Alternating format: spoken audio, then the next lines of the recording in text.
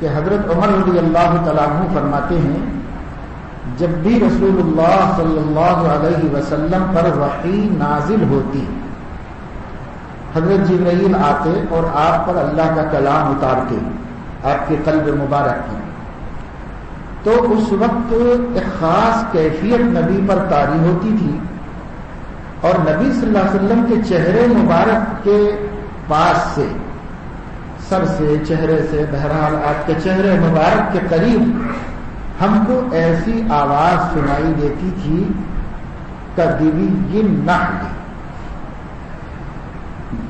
شہد کی مکھیوں کی جو بھنبھناہٹ ہوتی ہے وہ ایک ساتھ اڑتے ہیں تو زنی زنی ایسی آواز آتی ہے، تو شہد کی مکھیوں کی جو بھنبھناہٹ ہوتی ہے وہ آپ کے چہرے مبارک کے اطراف سے ہم کو آتی تھی، اور مکھیوں کی کچھ نہیں ہوتی تھی، اس وقت وہی نازل ہوتی رہتی تھی، وہ اس خاص کیفیت کا اثر صحابہ کو سنائی دیتا تھا، اور سخت سردی میں بھی حضور صلی اللہ علیہ وسلم کے پسینے نکل جاتے تھے، دانت بیٹھ جاتے تھے، آپ کا جسم اتنا بھاری ہوتا تھا، ایک آیت قلب مبارک پر اترتی ہوتی تو اس کو اترتے وقت میں جسم مبارک اتنا بھاری ہوتا تھا کہ حضرت عائشہ رضی اللہ تعالیٰ عنہ فرماتی ہیں وہی آتے وقت اگر آپ کا سر مبارک میری ران پہ ہوتا، وہ ان کی زوجہ تھی، بیوی تھی، کبھی حضور ان کے ران پہ سر رکھ کے لیٹے ہوئے ہوتے تھے، اس وقت بھی کبھی آ جاتی وہی، تو حضرت عائشہ کا تجربہ، اپنا تجربہ بیان کرتی ہے کہ وہی اگر ایسے وقت میں آتی کہ آپ کا سر مبارک میرے ران پر رکھا ہوا ہوتا تھا تو سر اتنا بھاری ہوتا تھا کہ مجھے لگتا تھا کہ میری ران کی ہڈی ٹوٹ جائے، اتنا بھاری ہو جاتا تھا حضور صلی اللہ علیہ وسلم کا سر۔ اور صحابہ کہتے ہیں کبھی سفر میں بھی آپ پر وحی آ جاتی تھی چلتے چلتے، تو آپ اونٹنی پر بیٹھے ہوئے ہوتے تھے تو اونٹنی کی پیٹھ وحی کے وزن اور بوجھ کی وجہ سے کمان کی طرح گول ہو جاتی تھی، اتنا بوجھ ہوتا تھا وحی کا، اور اللہ نے بھی فرمایا انا سنلقی علیک قولا ثقیلا، اے نبی ہم آپ پہ بہت بھاری کلام اتاریں، وہ بھاری ہمارے لیے اللہ نے نہیں رکھا، اس لیے کہ نہ ہمارا دل اتنا مضبوط، ہم پر تو اگر وہی اس کیفیت کے ساتھ ایک آیت ایک دفعہ نازل ہو جائے تو ہارٹ فیل ہو جائے ہمارا۔ وہ نبی کا قلب اس قابل بنایا گیا تھا کہ اس قلب میں وحی الہی کا تحمل تھا، اس کو برداشت کرنے کی صلاحیت تھی۔ ہمیں اس کیفیت سے اللہ نے قرآن نہیں دیا ہے، ہم کو اللہ نے قرآن کے الفاظ دے دیے ہیں اور وہ بڑے آسان بنا کر دے دیے ہیں تاکہ ہر مسلمان قرآن کریم کو یاد کر سکے، پڑھ سکے، محفوظ رکھ سکے۔ اور اللہ کے نبی نے فرمایا ان الذی لیس فی جوفہ شیء من القرآن کالبیت الخریب، جس سینے میں کچھ بھی قرآن محفوظ نہیں ہے وہ ویران گھر ہے، قبرستان ہے، اس میں کچھ نہیں خیر ہے، جس میں کچھ بھی قرآن محفوظ نہیں۔ اس لیے ہر مسلمان کو تھوڑا بہت قرآن مجید ضرور حفظ کر لینا چاہیے، اتنا کہ مسنون قرأت کے ساتھ نماز پڑھ سکیں اور ضرورت پڑے تو پڑھا سکیں، اتنا قرآن سب مسلمانوں کو یاد کر لینا چاہیے۔ اس کے لیے سمجھیے کہ اما پارہ ہے، آخری 30واں پارہ، وہ سبھی مسلمان زبان یاد کریں۔ اس کی ابتدائی صورتیں فجر جیسی نماز کے اندر، ظہر جیسی نماز میں لمبی لمبی پڑھی جا سکتی ہیں، اور اس کی درمیانی صورتیں وہ عشاء میں اور عصر میں پڑھی جا سکتی ہیں، اور اس کی آخری صورتیں مغرب میں پڑھی جا سکتی ہیں۔ تو اتنا تو سبھی مسلمان حفظ کر لینا چاہیے، یہ کوئی بڑی بات نہیں ہے۔ 3 آیتیں کوئی مسلمان روزانہ یاد کر لے تو 10 سال میں حافظ قرآن ہو جائے گا۔ ایسے کتنے 10 سال گزر گئے ہمارے، جو 20 سال کا ہے اس کے 10 سال گزر گئے، 2 دہے، جو 30 سال کا ہے اس کے 3 دہے گزر گئے، جو 50 سال کا ہے اس کے 5 دہے گزر گئے۔ 3 آیتیں روزانہ کوئی مسلمان یاد کر لے، 1 سال میں حافظ قرآن ہو جائے، مکمل خود حافظ ہو جائے گا۔ اللہ ہمیں توفیق نصیب فرمائے۔ تو خیر، حضرت عمر فرماتے ہیں حضور صلی اللہ علیہ وسلم پر وحی کے آثار نمودار ہوئے، فلبسنا، تو ہم لوگ بات بند کر دیتے تھے اور ذرا سا بازو ہٹ جاتے تھے اور حضور کو یک سوئی میسر ہو جائے، اس لیے ہم ہٹ جاتے، وہاں سے تھوڑا سا دور ہو جاتے، انتظار کرتے تو اللہ کے نبی صلی اللہ علیہ وسلم پر وحی آتی رہی، تھوڑی دیر تک ہم انتظار کرتے رہے اور وہ کیفیت ختم ہو گئی، گویا جبرائیل علیہ السلام چلے گئے، جو دینا تھا وہ دیے، جو نازل کرنا تھا قلب مبارک پر نازل کرتے چلے گئے۔ تو حضور اکرم صلی اللہ علیہ وسلم نے وحی ختم ہونے کے ساتھ ہی جو صحابہ کی طرف متوجہ بیٹھے تھے تو قبلے کی طرف پلٹ گئے، اور قبلے کی طرف پلٹ کر کے دونوں ہاتھ اٹھائے، اور اس کے بعد آپ نے عرض کیا کہ اللہم زدنا ولا تنقصنا واکرمنا ولا تہنا واعطنا ولا تحرمنا وآثرنا ولا تؤثر علینا وارض عنا وارضنا۔ حضور اکرم صلی اللہ علیہ وسلم نے یہ دعا کی، پھر صحابہ کی طرف پلٹ گئے، اور صحابہ کی طرف پلٹ کر رسول اللہ صلی اللہ علیہ وسلم نے فرمایا انزل علی 10 آیات من اقامہن دخل الجنہ۔ حضور علیہ السلام نے وحی نازل ہوتے ہی دعا کیا کی؟ قبلے کی طرف پلٹ کر دو ہاتھ اٹھا کر۔ حضرت عمر بن الخطاب رضی اللہ تعالیٰ عنہ فرماتے ہیں فاستقبل القبلۃ، پھر حضور نے قبلے کا استقبال کیا اور ورفع یدیہ، اور اپنے دونوں ہاتھ اٹھائے، اور اس کے بعد آپ نے یہ دعا کی۔ اس سے معلوم یہ ہوا کہ عام حالات میں دعا کے لیے ایک ادب یہ ہے کہ قبلہ رخ ہو جائے، استقبال قبلہ ادب ہے۔ دوسرا ادب یہ ہے کہ ہاتھ اٹھا کر دعا کریں۔ جو دعائیں چلتے پھرتے اٹھتے بیٹھتے پڑھنے کی ہیں اس میں ہاتھ اٹھانا نہیں۔ مثلا نیند میں سے اٹھنے کے بعد دعا پڑھنا سنت ہے، اس میں ہاتھ اٹھانا نہیں، اور بیت الخلاء کے باہر دعا پڑھنا سنت ہے، اس میں ہاتھ اٹھانا نہیں۔ بیت الخلاء سے نکل کر ہاتھ اٹھانا سنت ہے، دعا کرنا سنت ہے، لیکن ہاتھ اٹھانا سنت نہیں۔ پھر وضو سے پہلے دعا پڑھنا سنت ہے، لیکن اس میں ہاتھ اٹھانا سنت نہیں۔ وضو کے درمیان ایک دعا سنت ہے، اس میں ہاتھ اٹھانے کی کوئی سنت نہیں۔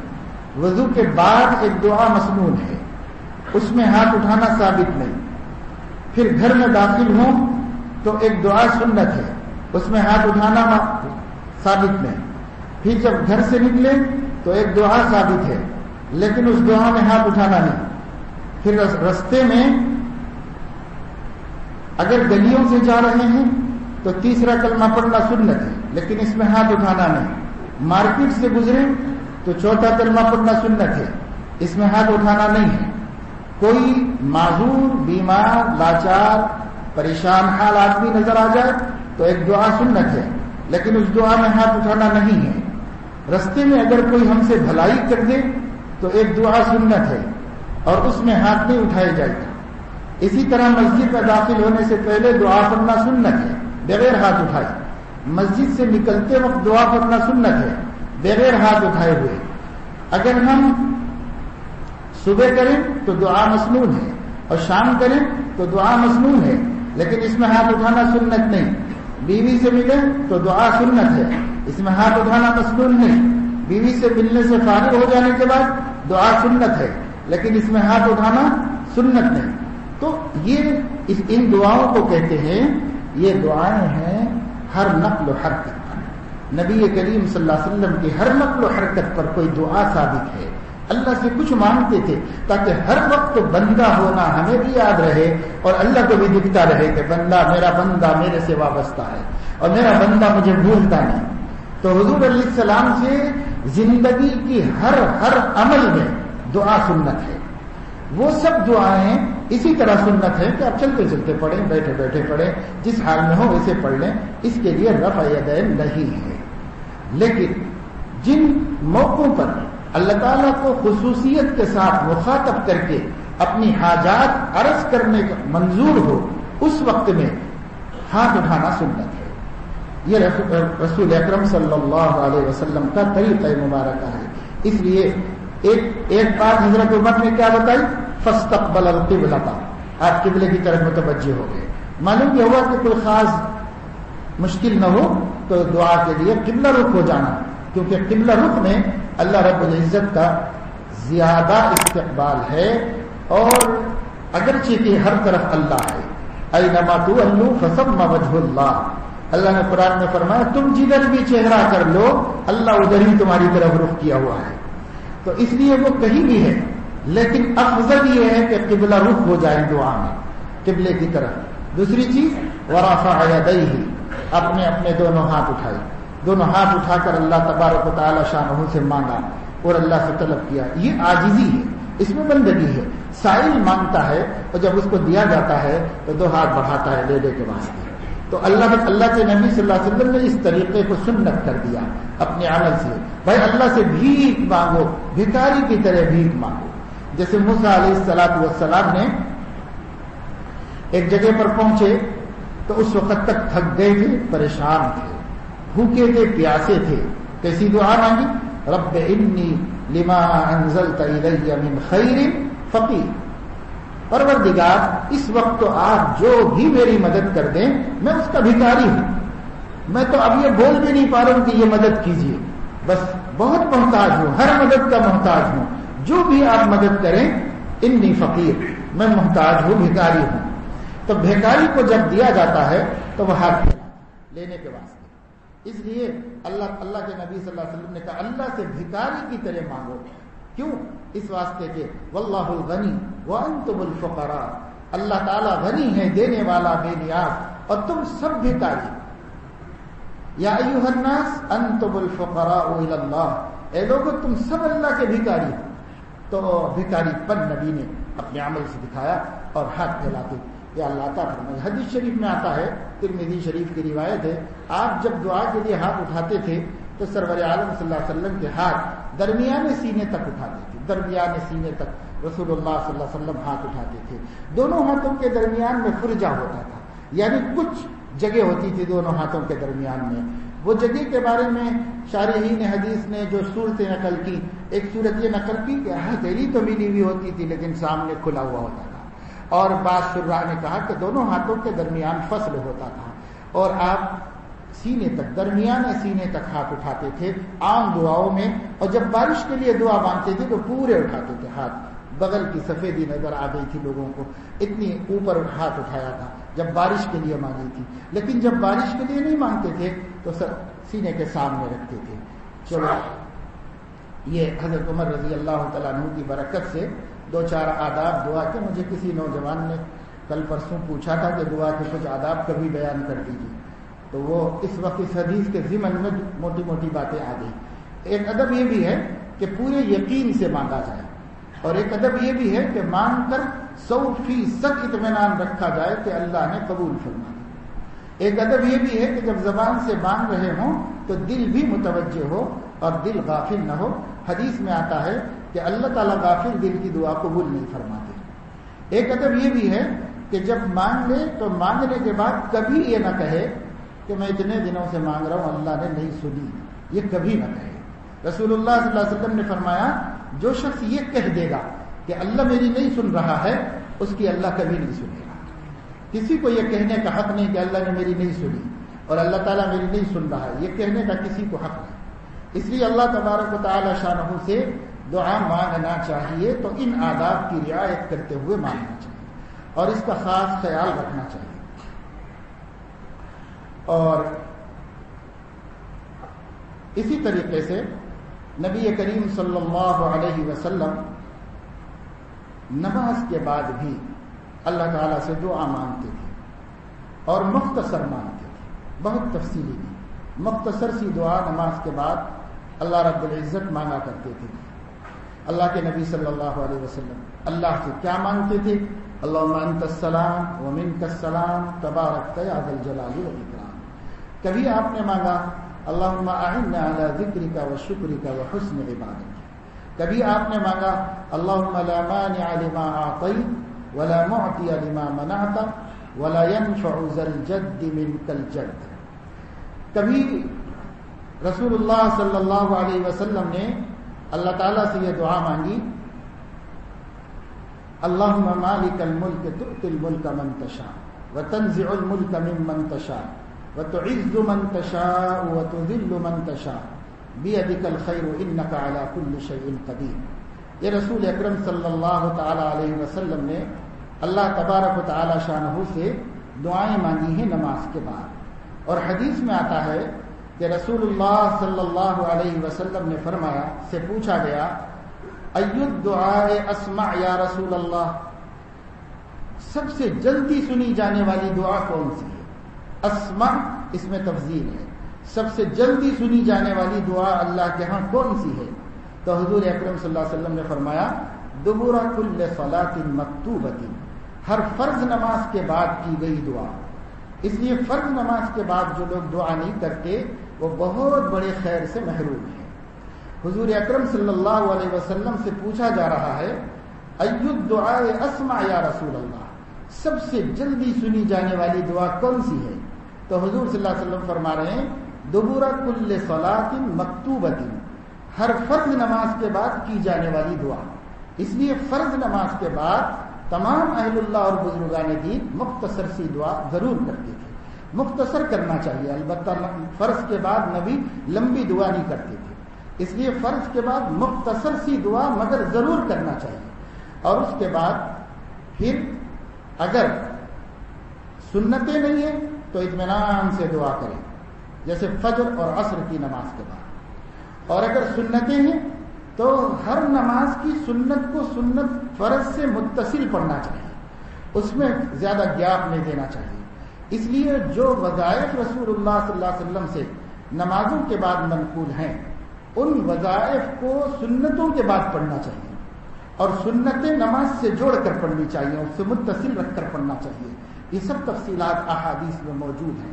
اس لیے جتنی حدیثیں ذکر کے بارے میں آئی ہیں اس میں کہیں بھی یہ نہیں ہے کہ فرض کے بعد فوراً بیٹھ کے پڑھتے تھے رسول اللہ صلی اللہ علیہ وسلم، بس نمازوں کے بعد آپ سے یہ اذکار ثابت ہیں، اس لیے نمازوں کے بعد یہ اذکار کرنا چاہیے۔ ہمارے علاقوں میں نمازوں کے بعد ذکر کی سنت متروک ہو گئی ہے، اور عرب کے علاقوں میں نمازوں کے بعد دعا کی سنت متروک ہو گئی ہے۔ وہاں ذکر کرتے ہیں دعا چھوڑ دیتے ہیں، یہاں دعا کرتے ہیں ذکر چھوڑ دیتے ہیں۔ یہ دونوں سنت ہیں رسول اللہ صلی اللہ علیہ وسلم سے ثابت ہے، اس کا اہتمام کرنا چاہیے۔ اور جب دعا کی قبولیت کا وقت ہے تب تو ہر نماز کے بعد کوئی ایک ضروری دعا ضرور مانگ لینا چاہیے۔ بعض لوگ بہت لمبی دعا کر کے سنت میں تاخیر کرتے ہیں، یہ صحیح نہیں۔ سنت پڑھ کے پھر چاہے جتنی لمبی کر دو، لیکن سنت سے پہلے مختصر دعا مگر ضرور کی جائے فرض کے بعد، چاہے ایک دعا مانگ لے، اور ان دعاؤں میں سے جو مسنون ہیں کوئی ایک آدھ دعا مانگ لے، اس کا اہتمام کرنا چاہیے۔ اسی لیے یہ دعا اور یہ دعائیں انفرادی ہونا چاہیے، یعنی امام صاحب اپنی کر لیں اور مقتدی سب اپنی کر لیں، کیونکہ رسول اللہ صلی اللہ علیہ وسلم نے کرائی نہیں ہے، رسول اللہ صلی اللہ علیہ وسلم نے کی ہے، اس لیے سب کو اپنی اپنی دعا مانگ لینی چاہیے۔ اور حق بھی یہی ہے کہ جب یہ قبولیت کی گھڑی ہے اور بہت تھوڑا وقت ہے تو اس تھوڑے وقت میں آدمی کو اپنی اپنی حاجتیں مانگنا ہے، اور ہر ایک کی ضروری حاجت الگ الگ ہے، کس کی کون سی جلدی مانگنے کی ہے، فوری مانگنے کی ہے، وہ الگ الگ ہے۔ اس لیے امام اپنی جو ضروری سمجھے مانگ لے، مقتدی اپنی جو ضروری سمجھے مانگ لیں، امام ہی کے ساتھ دعا شروع ہو اور امام ہی کے ساتھ ختم ہو یہ ضروری نہیں ہے۔ امام کے ساتھ شروع کرنا، امام کے ساتھ ختم کرنا یہ ضروری نہیں، نماز سلام پھیرنے پر ختم ہو جاتی ہے۔ امام اور مقتدی کا رشتہ السلام علیکم ورحمۃ اللہ پہ ختم ہو جاتا ہے۔ اب امام صاحب اپنے کام کریں گے، مقتدی صاحب اپنے کام کریں گے، یہ ہے۔ اس لیے اگر کوئی بیٹھ کے ذکر کرتا ہے اس کی مرضی کی بات ہے، اگر کوئی دعا مانگتا ہے اس کی مرضی کی بات ہے، لیکن سنت کیا ہے؟ سنت یہ ہے کہ مختصر دعا کرے، سنت نماز پڑھے، پھر پورا ذکر کرے، جو جتنی بھی روایتیں آئی ہیں ساری روایتوں کو جمع کر کے ذکر کر سکتا ہے، وہ سارے اذکار کی تکمیل کر سکتا ہے۔ پھر یہ دعا کے بارے میں بات ہوئی۔ دعا حضرت عمر رضی اللہ تعالی عنہ نبی کریم صلی اللہ علیہ وسلم کی نقل فرما رہے ہیں۔ رسول اکرم صلی اللہ تعالی علیہ وسلم اس دعا کے بعد پھر صحابہ کی طرف متوجہ ہو گئے، اور صحابہ کی طرف متوجہ ہو کر آپ صلی اللہ تعالی علیہ وسلم نے ان سے یہ فرمایا کہ دیکھو میرے اوپر 10 آیتیں ابھی اتری ہیں، 10 آیتیں میرے اوپر نازل ہوئی ہیں۔ انزل علی 10 آیات، 10 آیتیں اللہ تبارک و تعالی شانہ نے میرے اوپر ابھی نازل کی ہیں۔ اور یہ کیسی آیتیں ہیں؟ من اقامہن دخل الجنہ، جو ان کو قائم کرے گا یعنی اس کے اوپر عمل کرے گا وہ جنت میں داخل ہوگا۔ یہ رسول اللہ صلی اللہ علیہ وسلم نے وحی کے نازل ہونے کے فوراً بعد بیان کی، اور یہ جو حضور صلی اللہ علیہ وسلم نے بیان فرمائی یہ باتیں حضرت عمر رضی اللہ تعالیٰ عنہ نقل فرما رہے ہیں، حضرت عمر رضی اللہ تعالیٰ عنہ اس کو روایت فرما رہے ہیں۔ وہ 10 آیتیں وہ ہیں جو میں نے ابھی تلاوت کی۔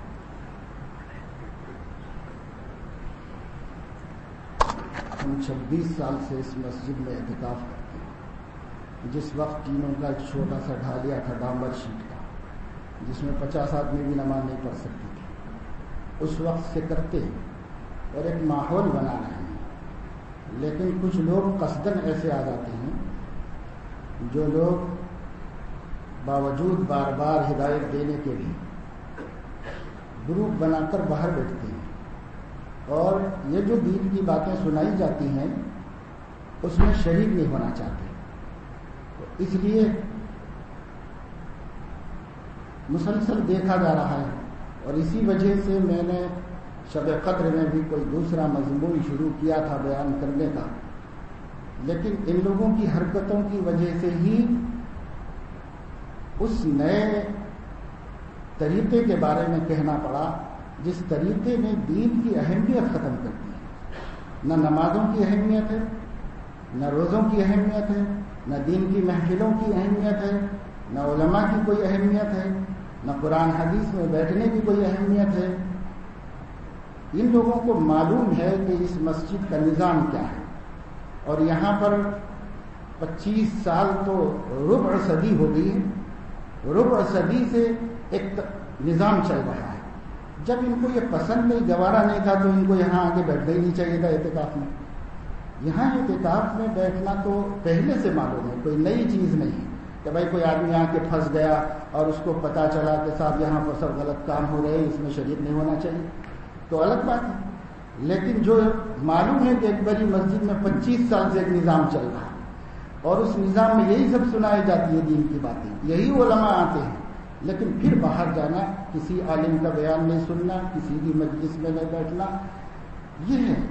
تو ایسے لوگوں کی وجہ سے تو ہمارا نظام خراب ہوتا ہے، اور جو دوسرے لوگ دور دراز سے مختلف علاقوں سے یہاں پر آ کر بہت اہتمام سے عبادت کر رہے ہیں، اور بہت اہتمام سے نماز پڑھ رہے ہیں، اور بہت اہتمام سے دین سیکھ رہے ہیں، ان کا ماحول خراب ہوتا ہے۔ اس لیے ہم کو ان 2-3 لوگوں کے پیچھے مغز ماری کرنی پڑتی ہے۔ دماغ خراب کرنا پڑتا ہے. اللہ تعالیٰ توفیق دے. یہ بیچارے پتہ نہیں کیا, ابھی میں نے جا کے 2-3 پکڑا نوجوانوں کو تو باہر چلے گئے, کرسیاں اندر رکھ دی اور باہر نکل کے چلے گئے. کیوں؟ اس واسطے کہ وہ سننے تھوڑی آئے تھے, وہ تو یہاں گپ شپ کی محفل بنانے کے لیے آئے کہ آئیں بیٹھیں باتیں کریں. گھروں پہ بھی وہی کرتے ہیں, گلی کوچوں میں بھی وہی کرتے ہیں, چوراہوں پہ بھی وہی کرتے ہیں, اللہ کے گھر میں آگے بھی وہی کرنا چاہتے ہیں. اور کوئی آ کے بیٹھ جائے تو اس کو بھی سکون سے بیٹھنے نہیں دیتے. کیا کریں, یہ ہماری ذمہ داری ہے. اس وجہ سے ہم کو ٹوکنا پڑتا ہے, روکنا پڑتا ہے. جی تو نہیں چاہتا ہے بھائی ہم کو کیا کرنا ہے, کوئی اپنا کہیں جا کے دماغ خراب کرے, لیکن مسجد کا ماحول خراب کرتی ہے. گھر میں کچھ بھی کر لو بھائی ہم کو کیا کرنا ہے, تم کوئی سا دین اختیار کر لو, کسی پر زبردستی ہے. لیکن یہاں آؤ تو یہاں کے ادب کا, یہاں کے نظام کا, آپ 1-2 کی خاطر ہم 200 کا نظام خراب نہیں کر سکتے.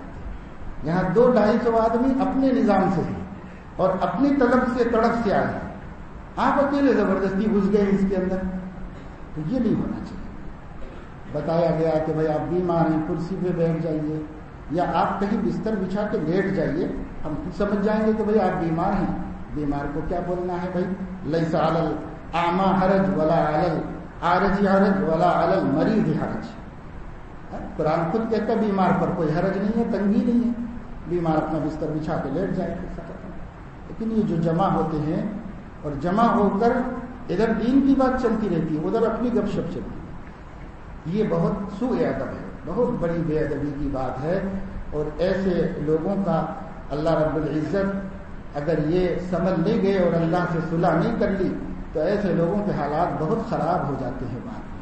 کیونکہ یہ غرور و استکبار ہی نے تو ابلیس کو برباد کر دیا, اس تکبر ہی نے تو تباہ کر دیا ابلیس کو. یہ نہیں ہونا چاہیے آدمی کو. جب کوئی اچھی بات بتائی جائے کہ بھائی دین میں کیا سنا رہا ہوں, حدیث شریف سنا رہا ہوں, قرآن سنا رہا ہوں, اور اس میں نہیں بیٹھیں گے, باہر بیٹھیں گے کرسیاں میں ادھر ادھر 2-4-5, اور صرف انتظار اپنے ان دوستوں کا جو یہاں پر بیٹھے ہوئے ہیں. جب ان کو چھٹی ملے گی تو ان کو گپ شپ کرنا ہے بس, اور کچھ نہیں. بس اللہ ہی نے ایک توفیق دے. اور یہ نفل کے نام سے جو اوپر آ کے بھی صرف تماشے کرتے رہتے ہیں, کچھ نہیں. عبادت کرنا چاہیے دین کی ان محفلوں میں. بھائی ہم کو کیا ملتا ہے سنانے میں, تو ہم کو تھکن ہوتی ہے سنانے میں. کوئی ہمارا نام دام ہوتا ہے, یا تم لوگ ہر مجلس کے بعد اس کا کوئی کرایہ معاوضہ دیتے ہو, ما اسألکم علیہ من اجر.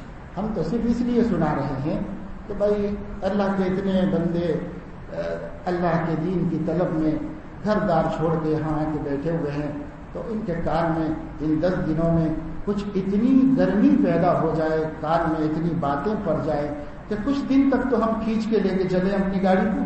اس کے لیے خیر, ایک ہمارے نوجوان نے تو بتایا کہ ان کی طبیعت صحیح نہیں ہے, وہ دوائی وغیرہ کھائیں, باقی جو تھے وہ اپنا رخصت ہو گئے. جی بعض بچے ہیں ماشاءاللہ شروع سے دیکھ رہا ہوں, ہیں بالکل کھڑی جوانی ہے نوجوان, لیکن پہلی صف میں قرآن مجید پڑھ رہے ہیں, پہلی صف میں نماز پڑھ رہے ہیں, اور اب تک مجھے پہلی صف چھوڑتے ہوئے نظر نہیں آئے بعض نوجوان, اتنے مجمع کے باوجود پہلی صف میں نماز پڑھ رہے ہیں.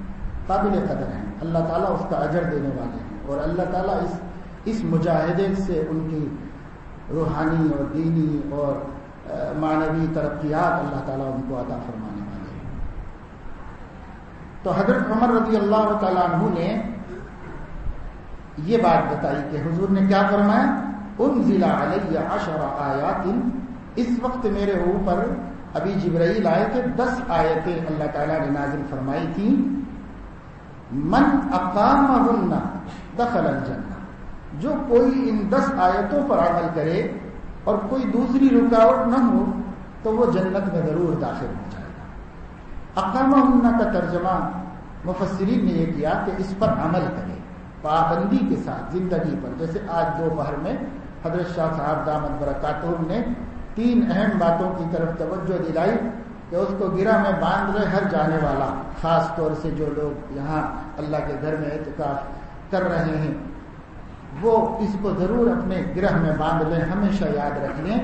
3 باتوں کی طرف حضرت توجہ دلا کر گئے ہم لوگوں کو ایک بات تو یہ ہے کہ ہم جو بھی عمل کریں اس عمل میں مجمع میں بھی ویسا ہی کریں، تنہائی میں بھی ویسا ہی کریں، کیونکہ جس اللہ کے لیے ہم کر رہے ہیں وہ اللہ مجمع میں بھی ہے، وہ اللہ اکیلے میں بھی ہے، چار آدمیوں میں بھی وہ اللہ دیکھ رہا ہے، گھر کے اندھیرے میں بھی وہ اللہ دیکھ رہا ہے۔ اس لیے پہلی بات حضرت نے یہ فرمائی کہ جو کام بھی ہم کریں چار آدمیوں کے سامنے جیسا کرتے ہیں، جس اہتمام سے کرتے ہیں، جس خلوص سے کرتے ہیں، اسی طریقے سے اکیلے میں بھی اسی طرح کریں، ایک بات۔ اور دوسری بات حضرت نے یہ فرمائی کہ جو دین پہ ہم چل رہے ہیں اس دین کا تھوڑا حصہ لے کر تھوڑا حصہ چھوڑ نہ دیں، بلکہ پورا دین ہم لے لیں۔ جو بھی اللہ رب العزت نے دین ہم کو دیا ہے وہ پورا دین نبی لا کر دیں، سارا دین لیں، اس پہ عمل کریں گے، اس کو چھوڑ دیں گے، یا اس پہ کریں گے، اس کو چھوڑ دیں گے، ایسا نہ ہو، بلکہ پورے دین کو ہم اختیار کریں اور پورا دین ہم لے لیں۔ دو باتیں۔ اور تیسری بات حضرت نے یہ فرمائی کہ جس دین پہ ہم چل رہے ہیں اس دین کو وقتی نہ بنائیں، کبھی کریں گے کبھی چھوڑ دیں گے، ایسا نہیں، بلکہ ہمیشہ کریں گے، جب سے ہم دین پہ چلیں موت تک ہم اس کے اوپر عمل کریں۔ یہ اب تین باتیں، ان تین باتوں کو ہو سکتا ہے حضرت جو ہے بعض دفعے بہت آہستہ بولتے ہیں تو پتہ نہیں بعض بچے سننے کے عادی نہیں ہوں گے، ہم لوگ تو حضرت کو سنتے رہتے ہیں تو اس لیے ان کا سمجھنے کا عادت پڑ گئی ہے۔ تو یہ تین باتیں تھیں، خلاصہ جو حضرت نے بتایا تھا، شروع بھی یہی کیا تھا، ختم بھی اسی پہ کیا تھا۔ یہ تین باتیں سب کو یاد رکھ لینی چاہیے۔ پہلی بات یہ ہے کہ ہم دین پر جو عمل کرتے ہیں تو خلوت میں بھی یعنی مسجد میں بھی ویسے کریں، تنہائی میں بھی ویسے ہی کریں، دونوں طرح جی لگا کر اسی طرح کریں۔ دوسرے یہ کہ پورا دین ہم اختیار کریں، تھوڑا لے تھوڑا چھوڑیں، اس کا ہم کو کوئی حق حاصل نہیں۔ تیسری چیز یہ کہ پوری زندگی عمل کریں، کبھی نہ کریں، اس کا ہم کو حق حاصل نہیں، یا رمضان میں کر دیں رمضان کے بعد چھوڑ دیں، ایسا نہیں۔ یہ تین باتیں تھیں، اس کو کہتے ہیں اقامت، کسی چیز کو قائم کرنا، اس کو کہتے ہیں من اقامہن دخل الجنہ۔ جو ان باتوں پر، ان 10 آیتوں کو زندگی میں داخل شامل کر لے تو وہ جنت میں داخل ہوگا۔ کیا ہے باتیں؟ وہ جو آیتیں اللہ نے نازل فرمائی۔ پہلی آیت قد افلح المؤمنون، اللہ تعالیٰ فرما رہے ہیں ایمان والے فلاح پا گئے، ایمان والے کامیاب ہو گئے، ایمان والوں کا منشا حاصل ہو گیا، مقصد پورا ہو گیا ایمان والوں کا۔ پھر ایمان والے سے کیا مراد ہے اللہ تعالیٰ کی، اس کو آگے بیان کرنا ہے۔ پہلی صفت ایمان، یہ تو ذہن میں رہنا چاہیے کہ کوئی بھی عمل ایمان کے بغیر معتبر ہے۔ ایمان کے ساتھ چھوٹا سے چھوٹا عمل معتبر ہے اور ایمان کے بغیر بڑے سے بڑا عمل بھی غیر معتبر ہے۔ سب سے اہم چیز جو ہے وہ ایمان ہے۔ تو قد افلح المؤمنون، پہلی چیز ایمان، ہر شخص اپنے ایمان کو مضبوط کرے، ہر شخص اپنے ایمان کو جمائے، بڑھائے، مضبوط کرے۔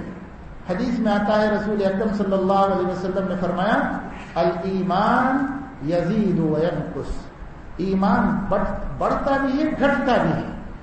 ایمان والے اعمال سے ایمان بڑھتا ہے اور بے ایمانی والے اعمال سے ایمان گھٹتا ہے۔ تو ایمان بڑھتا بھی ہے، ایمان گھٹتا بھی ہے، اس لیے بڑھانے کی فکر کرنا، گھٹنے سے بچانا۔ اگر ہم بڑھانے کی فکر کرتے رہیں گے تو ایمان گھٹے گا نہیں، اور اگر ہم بڑھانے کی فکر چھوڑ دیں گے تو ایمان گھٹ جائے گا۔ پہلی چیز ایمان کی سلامتی کی ہم سب برس کے 12 مہینے فکر کریں، ہمیشہ یہ سوچتے رہیں بھائی جب بھی میں گناہ کروں گا ایمان ایک گریڈ نیچے اتر جائے گا، پھر میں توبہ کروں گا تو واپس اپنی جگہ پہ چلا جائے گا، اور اگر توبہ نہیں کروں گا ایک اور گناہ کروں گا تو ایک اور گریڈ نیچے اتر جائے گا۔ تو ایمان گناہوں سے نیچے اترتا رہتا ہے، اس کی سطح نیچے آتی رہتی ہے، اور اگر توبہ کرے تو پھر برابر ہو جاتا ہے، اور اگر اعمال صالحہ کرے تو اور اوپر چڑھ جاتا ہے۔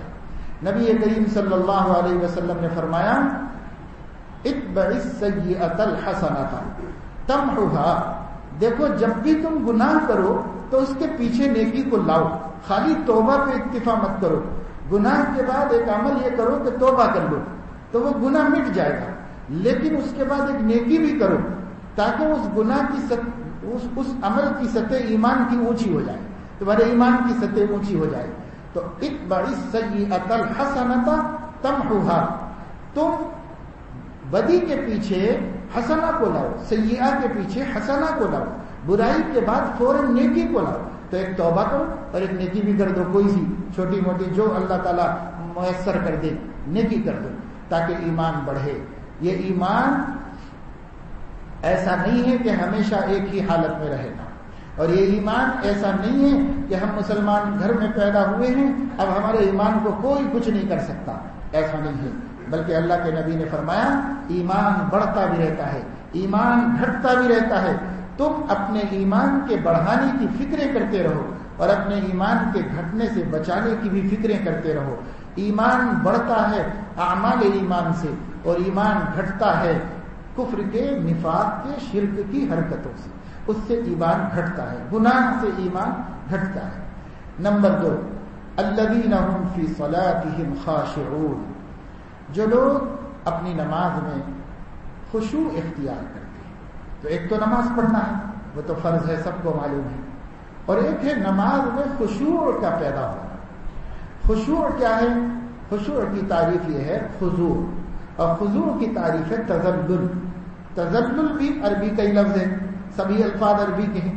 تو تذلل کے معنی ہیں اپنے آپ کو اللہ تعالی کے مقابلے میں پست، گھٹیا اور ذلیل ماننا، اور ایسا اللہ کے سامنے اپنے کو دکھانا کہ اللہ تو بہت عظیم ہے، اللہ تو بہت زبردست ہے، اللہ تو اعلیٰ ہے، اور ہم کیا ہیں؟ ہم تو بہت ادنا ہیں، ہم بہت حقیر فقیر ہیں، ہم بہت محتاج ہیں. ہم اللہ کے سامنے عاجزی کو اختیار کریں. تو نماز کون سی؟ جس نماز میں تذلل ہو، جس نماز میں تواضع ہو، جس نماز میں اپنی عبدیت کا احساس ہو، اپنے بندے ہونے کا لحاظ ہو، اللہ کی عظمت کا استحضار ہو، اس کو کہتے ہیں خشوع والی نماز. خشوع نماز میں کیسے پیدا ہوتا ہے؟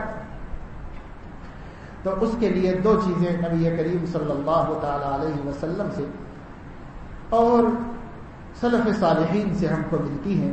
ایک تو یہ کہ نگاہ محفوظ کی جائے، نماز کے دوران ہماری نگاہ آوارہ نہ ہو، ادھر ادھر نہ بھٹکے، اس سے ہم نگاہ کو محفوظ کریں. ایک بہت بڑا سبب خشوع کے پیدا ہونے کا نگاہ کو ادھر ادھر جانے سے بچانا ہے. حدیث میں آتا ہے رسول اللہ صلی اللہ علیہ وسلم پہلے نماز میں ادھر ادھر دیکھ لیتے تھے اور صحابہ کرام بھی ادھر ادھر دیکھتے رہتے تھے. پھر اللہ رب العزت نے اس کی ممانعت فرما دی، اور جب یہ آیت نازل ہوئی اس کے بعد سے حضور صلی اللہ علیہ وسلم نے اپنی نگاہیں اپنے سجدے کی جگہ پر کر لی اور صحابہ کو بھی یہی سکھا دیا. تو معلوم یہ ہوا کہ خشوع کا ایک سبب نگاہ کو اس کی جگہ پر لے آنا ہے، کیونکہ نگاہ ادھر ادھر جائے گی. دماغ کا معاملہ ایسا ہے کہ آنکھ کا اور دماغ کا تعلق ہے. آنکھ جو دیکھتی ہے دماغ اس کے بارے میں غور و فکر شروع کر دیتا ہے. تو اگر ہم ادھر دیکھیں گے تو ادھر جو دکھا اس کے بارے میں دھیان چلا جائے گا، ادھر دیکھیں گے ادھر دھیان چلا جائے گا، نیچے ادھر ادھر جدھر بھی دیکھیں گے کوئی چیز تو دکھائی دے گی اور دھیان اس میں چلا جائے گا. بلکہ ایک حدیث میں تو ہے کہ رسول اللہ صلی اللہ علیہ وسلم گھر میں نفل پڑھ رہے تھے تو جو کپڑا حضرت عائشہ نے دیا تھا یا جس گھر میں تھے آپ، انہوں نے جو کپڑا دیا تھا اسے بچھا کے نماز پڑھ رہے تھے، تو اس کپڑے پر ڈیزائن بہت تھا. تو حضور اکرم صلی اللہ علیہ وسلم نے سلام پھیرنے کے بعد وہ کپڑا اٹھا کے اپنی بیوی کو دے دیا اور فرمایا تمہارا کپڑا تم رکھو بھائی، اس میں تو نماز میں دھیان بڑھ جاتا ہے. تو معلوم یہ ہوا کہ حضور صلی اللہ علیہ وسلم نے اپنے طرز عمل سے بتایا کہ ہر دھیان بٹانے والی چیز سے اپنی نماز بچائی جائے تو خشوع پیدا ہوتا ہے. اللہ کے نبی صلی اللہ علیہ وسلم جب قیام میں ہوتے تو روایات میں آتا ہے سجدے کی جگہ دیکھتے تھے، اور جب رکوع میں ہوتے تو قدموں پہ نظر رکھتے تھے، ادھر نیچے ہی رہتی تھی. اور جب رسول اللہ صلی اللہ علیہ وسلم سجدے میں ہوتے تو اپنی ناک پہ نظر رکھتے تھے، اور جب قیدے میں ہوتے تو گود میں نظر رکھتے تھے. گویا نظر نیچے ہی رکھتے تھے.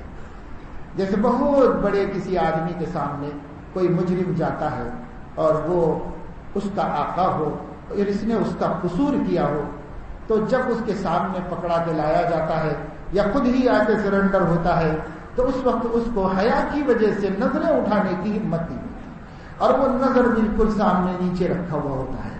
تو نبی نے سکھایا کہ خشوع یہ ہے کہ نظر ایسی رکھو کہ یہ محسوس ہو ہماری ہیئت سے کہ ہم اللہ تبارک و تعالی شانہ کے سامنے کھڑے ہیں، اللہ ہمارے مولا اور آقا ہیں اور ہم اس کے قصوروار بندے ہیں، قصور کر کے آئے ہیں، اس لیے تو آپ اٹھا کے دیکھنے کی بھی ہمت نہیں ہو رہی ہم کو، اس لیے نگاہیں نیچی ہیں۔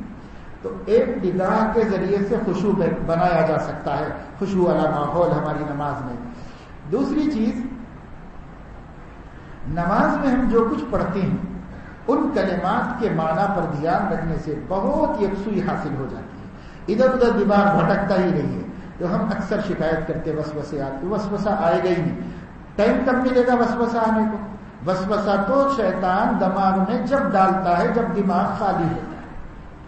حدیث میں آتا ہے کہ سرور عالم صلی اللہ علیہ وسلم نے، اللہ نے ان کو دکھایا کہ شیطان وسوسہ کیسے ڈالتا ہے۔ تو ایک مچھر کی شکل میں مومن کے قلب پر بیٹھا ہوا ہے، اور جب اس کے دل کو اللہ تعالی میں مشغول پاتا ہے تو وہ سونڈ اونچی کر لیتا ہے، اور جب اس کو اللہ سے غافل پاتا ہے تو ڈس دیتا ہے۔ بس اس کا وہ انجیکشن مارنا ہی وسوسہ ڈالتا ہے اندر اور ایمان کو خراب کرتا ہے۔ تو حضور صلی اللہ علیہ وسلم کو اللہ نے دکھایا، ذاکر دل کو اللہ رب العزت شیطان کا وسوسہ ڈالنے کا ٹائم ہی نہیں ملتا، اور وہ وسوسہ ڈالتا ہی نہیں، غافل دل میں وسوسہ ڈالتا ہے۔ دوسری بات یہ ہے کہ کافر کے دل میں شیطان کبھی وسوسہ ڈالتا ہی نہیں۔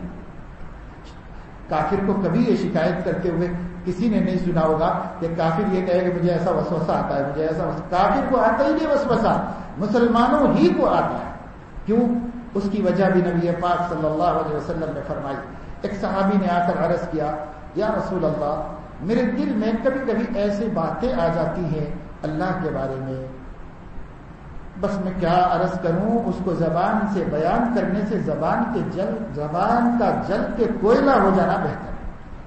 صحابی رسول فرمایا، اتنی بری بری باتیں آ جاتی ہیں میرے دل کے اندر۔ تو اللہ کے نبی صلی اللہ علیہ وسلم نے فرمایا، جب تمہیں ایسی کوئی بات دل میں آئے تو ایک تو یہ کرو کہ فوراً الحمدللہ الحمدللہ کرو، دوسرے یہ اعوذ باللہ من الشیطان آمنت باللہ ورسولہ پڑھ لیا کرو۔ دو باتیں سکھائی، لیکن سوال یہ پیدا ہوتا ہے، اتنی بری بری باتیں اللہ کے بارے میں دل میں آئیں کہ کہنے والا یہ کہہ رہا ہے کہ میں اس کو بولنے سے میری زبان کوئلہ ہو جانا جل کے بہتر ہے، اور حضور کہہ رہے الحمدللہ کہو۔ تو آپ صلی اللہ علیہ وسلم نے خود ہی فرمایا کہ دیکھو، چور وہاں آتا ہے جہاں مال ہوتا ہے، شیطان وسوسہ اس دل میں ڈالتا ہے جس دل میں ایمان ہوتا ہے۔ کافر کے دل میں ایمان ہی نہیں تو وسوسہ کیا ڈالے گا اس کے؟ تو تم کو جب وسوسہ آیا تو یہ شہادت تو مل گئی کہ میرے دل میں ایمان ہے، تو پہلے موجودہ ایمان پر الحمدللہ کہو، تاکہ اللہ اپنے وعدے کے مطابق ایمان میں اضافہ فرمائے۔ لئن شکرتم لازیدنکم، تم شکر کرو گے تو میں نعمت بڑھاؤں گا۔ تو سبحان اللہ، یہ کام تو نبی کا ہے۔ ہم جیسے کوئی ہوتے اور ہمارے سامنے آ کے لوگ کہتے، ہم کہتے توبہ کر، استغفار کر، پلر کو جا کے سر مار کے پھوڑ لے، کیا تو بہت سوچا اللہ کے بارے میں؟ کمبخت، تیری زبان پر آنے سے تیری زبان جل جانا بہتر ہے۔ ہم تو کہتے ہیں تیرے اوپر بجلی گر کے تیرا مر جانا بہتر ہے۔ لیکن یہ نبی ہیں، نبی کے پاس علم ہوتا ہے، نبی کے پاس عرفان ہوتا ہے، نبی کے پاس معرفت ہوتی ہے، نبی ہی سیدھا راستہ بتا سکتا ہے اور نبی ہی ہر گمراہی سے بچا سکتا ہے۔ اس لیے نبی پاک صلی اللہ علیہ وسلم نے تو عجیب علاج فرمایا، اور اگر نبی نہ بتاتے تو ہماری کھوپڑی میں کبھی نہ آتا قیامت تک۔ آپ ہی نے بتایا کہ شیطان نے وسوسہ ڈالا تو کیوں ڈالا؟ چور وہی جاتا ہے جہاں مال ہوتا ہے، تمہارے دل میں ایمان ہے تب آیا کمبخت۔ اس لیے پہلے تو ایمان کی موجودگی کا شکریہ ادا کرو، اور پھر اس کے بعد ایمان کو تازہ کر لو۔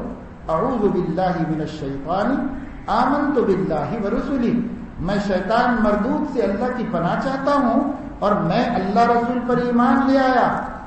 اللہ اپنی شان کے مطابق بالکل صحیح ہیں. تو چاہے کتنے بھی میرے دل میں خیالات ڈال، وہ سب ادھر، اور میرے اللہ کا اللہ ہونا ایک طرف، میں اس پر ایمان لے آیا. تو اس سے ایمان مضبوط ہوگا، شیطان خائب و خاطر ہو کر بھاگ جائے گا. تو نماز کے اندر خالی نہ رکھا جائے دماغ. اسکرین خالی رہے گا تو کچھ نہ کچھ اس کے اوپر لہریں آتی رہیں گی. دیکھیے کبھی کبھی ایسا ہوتا ہے، اکثر جو لوگ کمپیوٹر پہ کام کرتے ہیں، پھر اس کے بعد ان کا کام ختم ہو جاتا ہے تو وہ اسکرین سیور ڈال کے چھوڑ دیتے ہیں، وہ خالی گھومتا رہتا ہے بلا وجہ اس کے اوپر. تو اگر دماغ خالی رکھیں گے تو کچھ نہ کچھ آتا رہے گا اس کے اوپر، اور اگر اس کو کام میں لگا کے رکھیں گے تو کام ہوتا رہے گا اس کے اوپر. یہ اسکرین کو خالی مت چھوڑو، ورنہ شیطان اس کے اوپر کچھ لا کے کوئی ایک سین ہم کو دکھاتا رہے گا، اور وہ جو دکھائے گا سین وہ ہمارے نقصان ہی کا ہوگا، ہمارے فائدے کا کچھ نہیں ہوگا. تو اس لیے دماغ کو خالی نہ رکھو. خالی نہ رکھنے کا طریقہ کیا ہے؟ ہم نے کہا دل میں سوچا، کیونکہ نیت زبان سے بولنا ثابت نہیں. دل میں سوچے نماز کی نیت. نماز کی نیت کیا؟ ہم جیسے کھڑے ہوں گے نا، کھڑے ہونے کے وقت میں ہم اپنے دل میں سوچ لیں، اے اللہ میں آپ کے حضور میں آیا ہوں نماز پڑھنے کے واسطے، آپ کی بندگی کرنے کے واسطے. یہ ظہر کی پڑھ رہا ہوں، عصر کی پڑھ رہا ہوں، بس اس کی نیت کافی ہے. کتنے رکعت پڑھ رہا ہوں اور منہ میرا کدھر ہے کیا ہے اس سب کی ضرورت نہیں. اس واسطے کہ وہ تو کر ہی دیا سب سے پہلے قبلے کی طرف، اور منہ قبلے کی طرف کرے بغیر ہماری نماز کیسے شروع ہو رہی ہے؟ منہ قبلے کی طرف کر لیے اور کرتے ہی اللہ میاں کو دکھ بھی گیا. اب اس کے بعد ہم اللہ میاں کے پاس لکھانا کیا ہے؟ نوٹ کرانا ہے. جب منہ میرا قبلے کی طرف نوٹ کرے تو ہوتا نہیں، کوئی ضروری نہیں ہے. قبلے کی طرف ہی ہے ہمارا منہ. اب صرف یہ کہنا ہے کہ آگے میں جو کام کرنے جا رہا ہوں وہ کیا ہے، وہ دل میں سوچ لینا کہ میں مثلا ظہر کی 4 رکعت نماز جو آپ کا حکم ہے ادا کرنے کے لیے حاضر ہوں. بس اس کی نیت، ارادہ، اور اس ارادے کا ہونا ضروری ہے نماز کے واسطے. بغیر اس ارادے کے جس نے نماز پڑھی تو اس کی نماز نہیں ہوتی، کیونکہ نیت شرط ہے نماز کے لیے. اس لیے یہ ارادہ ہونا ضروری ہے. اس ارادے کو کرنے کا وقت کیا ہے؟ یہ ارادہ مقتدیوں کو یہ ارادہ کرنے کا، یہ نیت کرنے کا وقت جب مؤذن صاحب تکبیر کہہ رہے وہ وقت ہے. یہ ہم لوگوں میں سے بعض کیا کرتے ہیں، امام صاحب اللہ اکبر بولنے کے بعد ہماری نیت شروع ہوتی ہے، تو ہم نے تو تکبیر تحریمہ چھوڑ دی امام کے ساتھ. نیت اس سے پہلے ہو جانی چاہیے بھائی، اور بالکل ہم اٹینشن اور ریڈی رہنا چاہیے کہ امام صاحب کب اللہ اکبر کہتے ہیں اس کے انتظار میں نیت کر کے ٹھہرے ہوئے رہنا چاہیے. اور جیسے ہی امام صاحب اللہ اکبر کہیں فوراً ہی ہم ان کے پیچھے اللہ اکبر کہیں. یہ نیت مان لیں. تو یہ جو اللہ اکبر ہے، تو جب اللہ اکبر کہیں تو اس کے معنی ہمارے دھیان میں اللہ سب سے بڑا ہے، اس کو سوچتے ہوئے اللہ اکبر کہیں. اس کے بعد سبحانک اللہم، پاکی بیان کرتا ہوں اے اللہ میں آپ کی، و تبارک اسمک و بحمدک، اور آپ کی تعریف کرتا ہوں، و تبارک اسمک، اور آپ کا نام بہت برکت والا ہے، و تعالی جدک، اور آپ کی شان بہت بلند ہے، ولا الہ غیرک، اور آپ کے سوا کوئی عبادت کے لائق نہیں. معنی کو دھیان میں رکھ کر ثنا پڑھا جائے. ثنا اس کا نام ہے. بہت سے لوگوں کو ثنا ایسے یاد ہوتا ہے، جب ان سے کہا جاتا ہے کہ ذرا ثنا سنائیے حلقوں، تو وہ کہتے ہیں ثنا سبحانک اللہم و بحمدک. تو ثنا سبحانک اللہم نہیں، ثنا سبحانک اللہم کا نام ہے. جیسے تکبیر اللہ اکبر کا نام ہے، تسبیح سبحان اللہ کا نام ہے، تحمید الحمدللہ کا نام ہے، ایسے ہی ثنا سبحانک اللہم سے ولا الہ غیرک تک جو دعا ہے اس ذکر کا نام ہے ثنا. اس لیے اس کو اس میں جوڑا نہیں جاتا، اس کا الگ رہتا ہے، وہ خالی ٹائٹل پہ لکھتے ہیں، اس کے نیچے سے ثنا شروع ہوتا ہے. تو سبحانک اللہم و بحمدک و تبارک اسمک و تعالی جدک ولا الہ غیرک کے معنی یاد کر لے. ہر مسلمان یاد کر لے، اور جب پڑھے تو معنی مفہوم پر دھیان رکھے تو دماغ خالی نہیں رہے گا، دماغ بھی ادھر متوجہ رہے گا، زبان پڑھتی رہے گی، دھیان اس کے معنی میں لگا ہوا رہے گا. تو وسوسہ آنے کا ٹائم نہیں، دھیان ادھر ادھر جانے کے لیے وقت ہی نہیں ہے۔ اس کے بعد ہم سورہ فاتحہ پڑھیں گے، ہم پڑھ رہے ہیں تو ہم کو ہر لفظ کے معنی یاد ہونا چاہیے۔ الحمدللہ رب العالمین، ہر قسم کی سب تعریفیں اللہ کے لیے ہیں جو تمام جہانوں کا پالنے والا ہے۔ الرحمن الرحیم، وہ اللہ جو بڑا مہربان اور بار بار رحم کرنے والا ہے۔ مالک یوم الدین، جو روز جزا یعنی قیامت کے دن کا مالک ہے۔ ایاک نعبد و ایاک نستعین، اے اللہ میں آپ ہی کی عبادت کرتا ہوں اور آپ ہی سے مدد طلب کرتا ہوں۔ اهدنا الصراط المستقیم، اے اللہ ہم کو سیدھا راستہ دکھا دیجئے۔ صراط الذین انعمت علیہم، ان لوگوں کا راستہ جن پر آپ نے انعام فرمایا ہے۔ اور انعام والے کون ہیں ان کو بھی سوچ لیں، انعام والے کون ہیں؟ اللہ نے دوسری جگہ قرآن ہی بیان کیا، اولئک الذین انعم اللہ علیہم من النبیین والصدیقین والشہداء والصالحین وحسن اولئک رفیقا۔ اللہ کا انعام انبیاء پر ہوا ہے، صدیقین پر ہوا ہے یعنی اولیاء پر، اور شہداء پر ہوا ہے اور صالحین پر ہوا ہے۔ لہذا جب ہم کہیں گے صراط الذین انعمت علیہم تو اس وقت میں ہم یہ تصور کریں گے، یہ معنی کریں گے کہ اے اللہ انبیاء، صدیقین، شہداء اور صالحین کے راستے پر ہم کو چلائیں، یہ ہم اس وقت میں کہیں گے۔ الغرض یہ معنی یاد کر لیں ہم۔ اسی طریقے سے غیر المغضوب علیہم، ان لوگوں کے راستے پہ مت چلائیے جن پر آپ کا غصہ ہوا ہے۔ کس پر غصہ ہوا ہے؟ اللہ نے یہود کا ذکر کر کے فرمایا وباءوا بغضب علی غضب، تو یہ مغضوب علیہم سب مفسرین نے اس کے ترجمے میں یہود ہی کا ذکر کیا ہے۔ ولضالین، اور نہ بھٹکے ہوئے کے راستے پر چلائیے، تو بھٹکے ہوئے نصارہ ہیں کہ سیدھا راستہ دکھایا تھا عیسیٰ علیہ السلام نے، لیکن انہوں نے اس سیدھے راستے کو چھوڑ دیا۔ یعنی حضرت عیسیٰ نے ان کو کہا تھا میرے بعد ایک نبی آنے والے ہیں، ان کا نام احمد ہے، اور تم ان کے اوپر ایمان لے آؤ اور ان کی نصرت کرو، تو راستہ سیدھا ملا تھا، لیکن یہ اپنے آپ بھٹک گئے اس سے۔ تو یہ ولضالین، یہ ظالمین لوگ ہیں، تو ان کے راستے پر بھی مت چلائیے۔ اور جتنے لوگ غضب والے کام کرتے ہیں اور جتنے لوگ بھٹکنے والے کام کرتے ہیں وہ سب اس کے بیچ میں آ جائیں گے، اس کے ضمن میں آ جائیں گے۔ یہ سب جب ذہن میں ہوگا اور اس کے بعد ہم کہیں گے آمین، تو وہ اسی دعا پر ہم کہیں گے اور اسی پر ہم کو دعا کی قبولیت ملے گی، کیونکہ نبی کریم صلی اللہ تعالی علیہ وسلم نے ارشاد فرمایا ہے من وافق تامینہ تامین الملائکۃ غفر له ما تقدم من ذنبہ، جس کی آمین فرشتوں کے آمین کے ساتھ جڑ گئی، یعنی اسی وقت اس نے بھی کہا جس وقت فرشتوں نے کہا، تو اس کے پچھلے سارے گناہ معاف ہو جائیں گے۔ تو یہ کیسے معلوم ہو کہ بھائی فرشتوں نے کب کہا؟ اس لیے کہ فرشتے آمین کہتے تو ہیں لیکن آہستہ کہتے ہیں، زور سے نہیں کہتے، تو ہم کو فرشتوں کی آمین سنی نہیں آتی، اور نبی کہہ رہے تمہاری آمین فرشتوں کی آمین سے جڑے تو ہم کو کیسے پتا چلے وہ کب کہتے ہیں؟ تو حضور اکرم صلی اللہ علیہ وسلم نے فرمایا کہ وہ فرشتے آمین جب کہتے ہیں جب امام ولضالین ختم کر دیتا ہے، اس کا نون بھی ادا ہو جاتا ہے، تو اس کے بعد کہتے ہیں فرشتے آمین۔ تو اس وقت میں امام بھی کہتا ہے، اس وقت میں فرشتے بھی کہتے ہیں، اس وقت مقتدی بھی کہے، اور اگر جماعت کی نماز نہیں ہے تو ہم کہیں گے اور فرشتے کہیں گے، یہ دونوں کی آمین اکٹھی ہو جائے گی تو غفر له ما تقدم من ذنبه، پچھلے سارے گناہ اللہ پاک اپنے کرم سے معاف فرما دیں گے۔ تو جو آمین نکلے گی ہماری، اگر ہم پوری سورہ فاتحہ سمجھ کر دل کی گہرائی سے اس دعا، عظیم الشان دعا جس کے بارے میں آیا ہے کہ کسی کتاب میں اللہ پاک نے ایسی عظیم الشان دعا نازل نہیں فرمائی جیسی قرآن کریم کے اندر نازل فرمائی، اس کو السبعۃ المثانی کہتے ہیں، بار بار دہرائی جانے والی 7 آیتیں۔ یہ 7 مثانی اللہ نے حضور پر اس دنیا میں جبرائیل کے ذریعے سے بھی نازل کی ہیں، اور جب معراج میں بلایا تھا تو اس وقت میں براہ راست بھی اللہ نے یہ 7 آیتیں حضور کو دی۔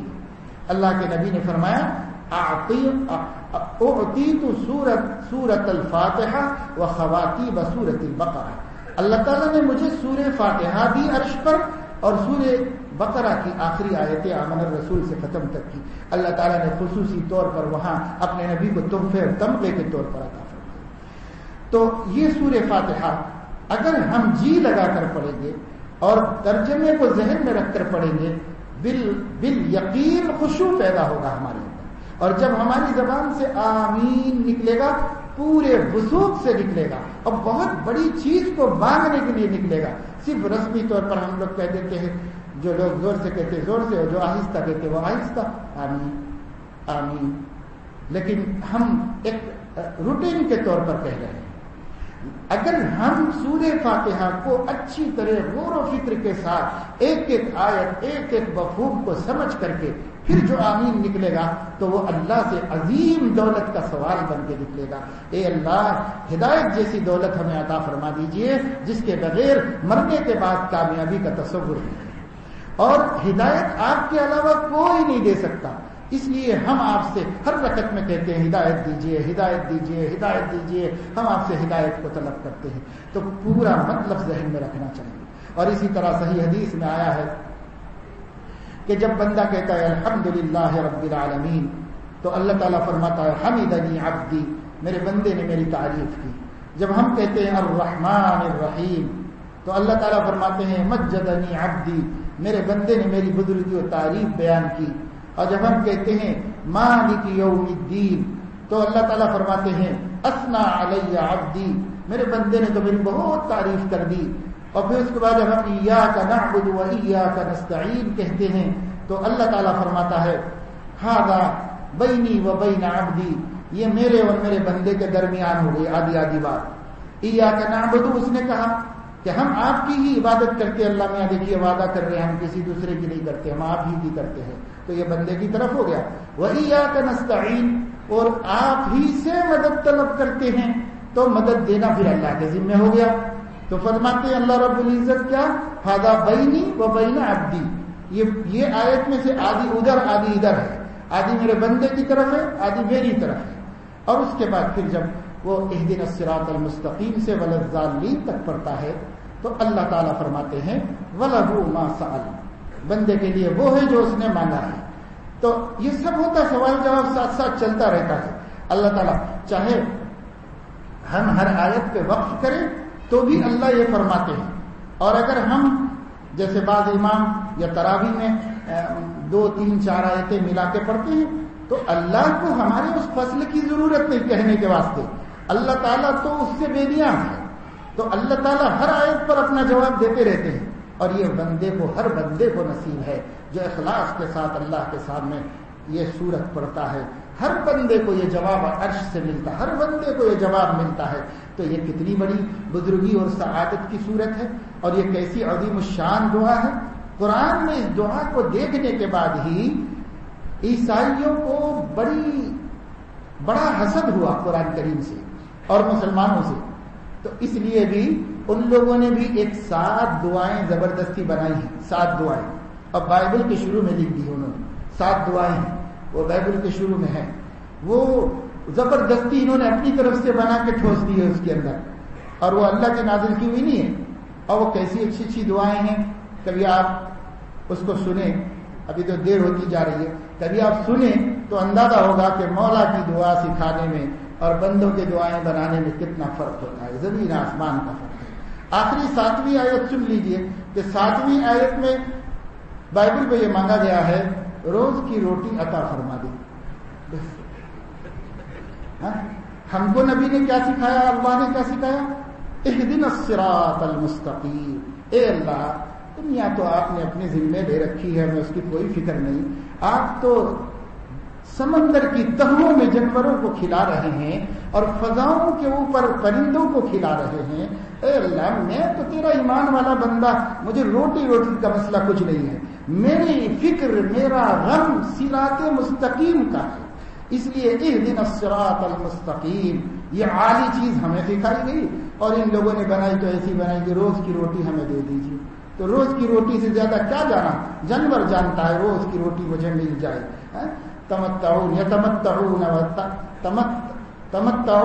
وتأکلون کما تأکل الانعام، بس یہ حالت ہے ہر اس شخص کی جو ایمان سے محروم ہے۔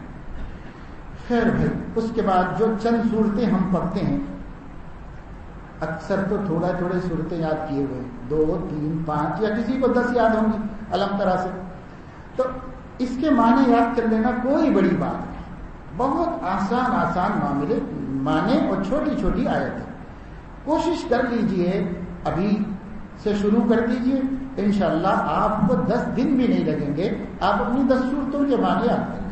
اگر قرآن میں ترجمے والی غور سے دیکھ کر بار بار پڑھ لیں تو بھی دھیان میں تو بیٹھ جائے گی کہ اس کا یہ مفہوم ہے، اس کا یہ مفہوم ہے، چاہے پکے طور پر وہی ترجمہ نہ ہو، لیکن مفہوم تو آ جائے گا ذہن میں، وہ مفہوم ہم اپنے ذہن میں رکھے، کوئی بڑی بات نہیں ہے۔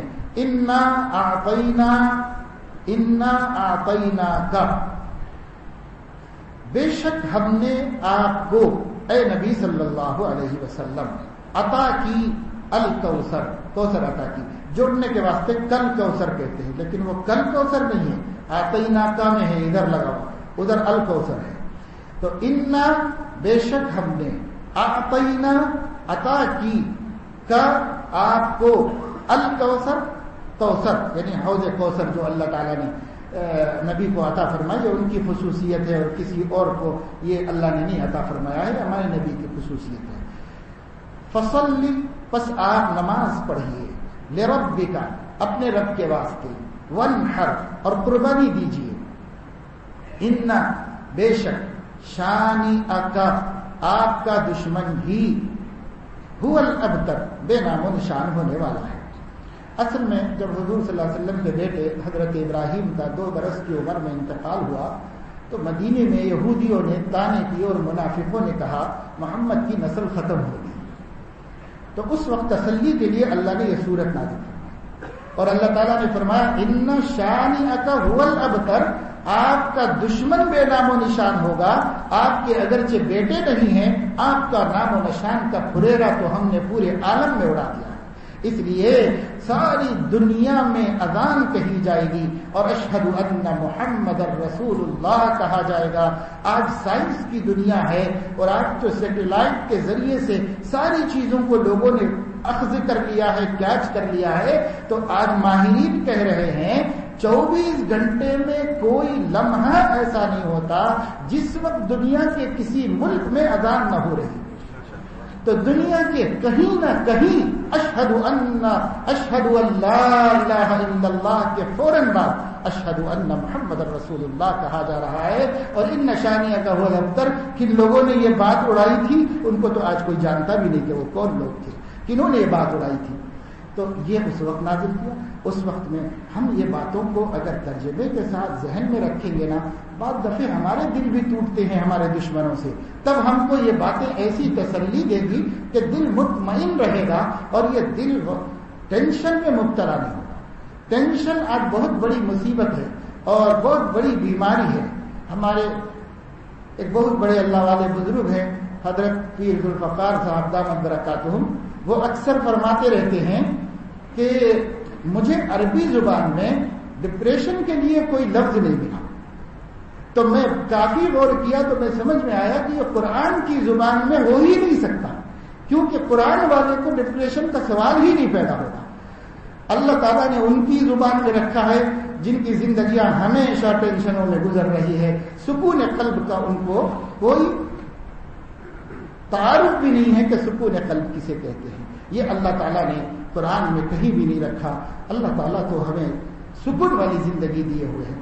خیر، میں یہ عرض کر رہا ہوں جتنا پڑھتے ہیں ہم اتنے کا ترجمہ یاد کر لیں، کوئی بڑی بات نہیں۔ مجھے یاد آیا ہم لوگ جب ہردوئی میں پڑھتے تھے،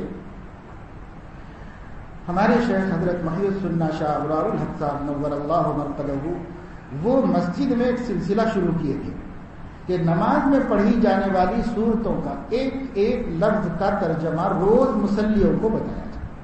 تو انہوں نے سورہ فاتحہ سے شروع کیا تھا، ہم کو اچھا یاد ہے، الحمد، الحمد، اور تجوید بھی سکھا دیتے تھے اس کے ساتھ۔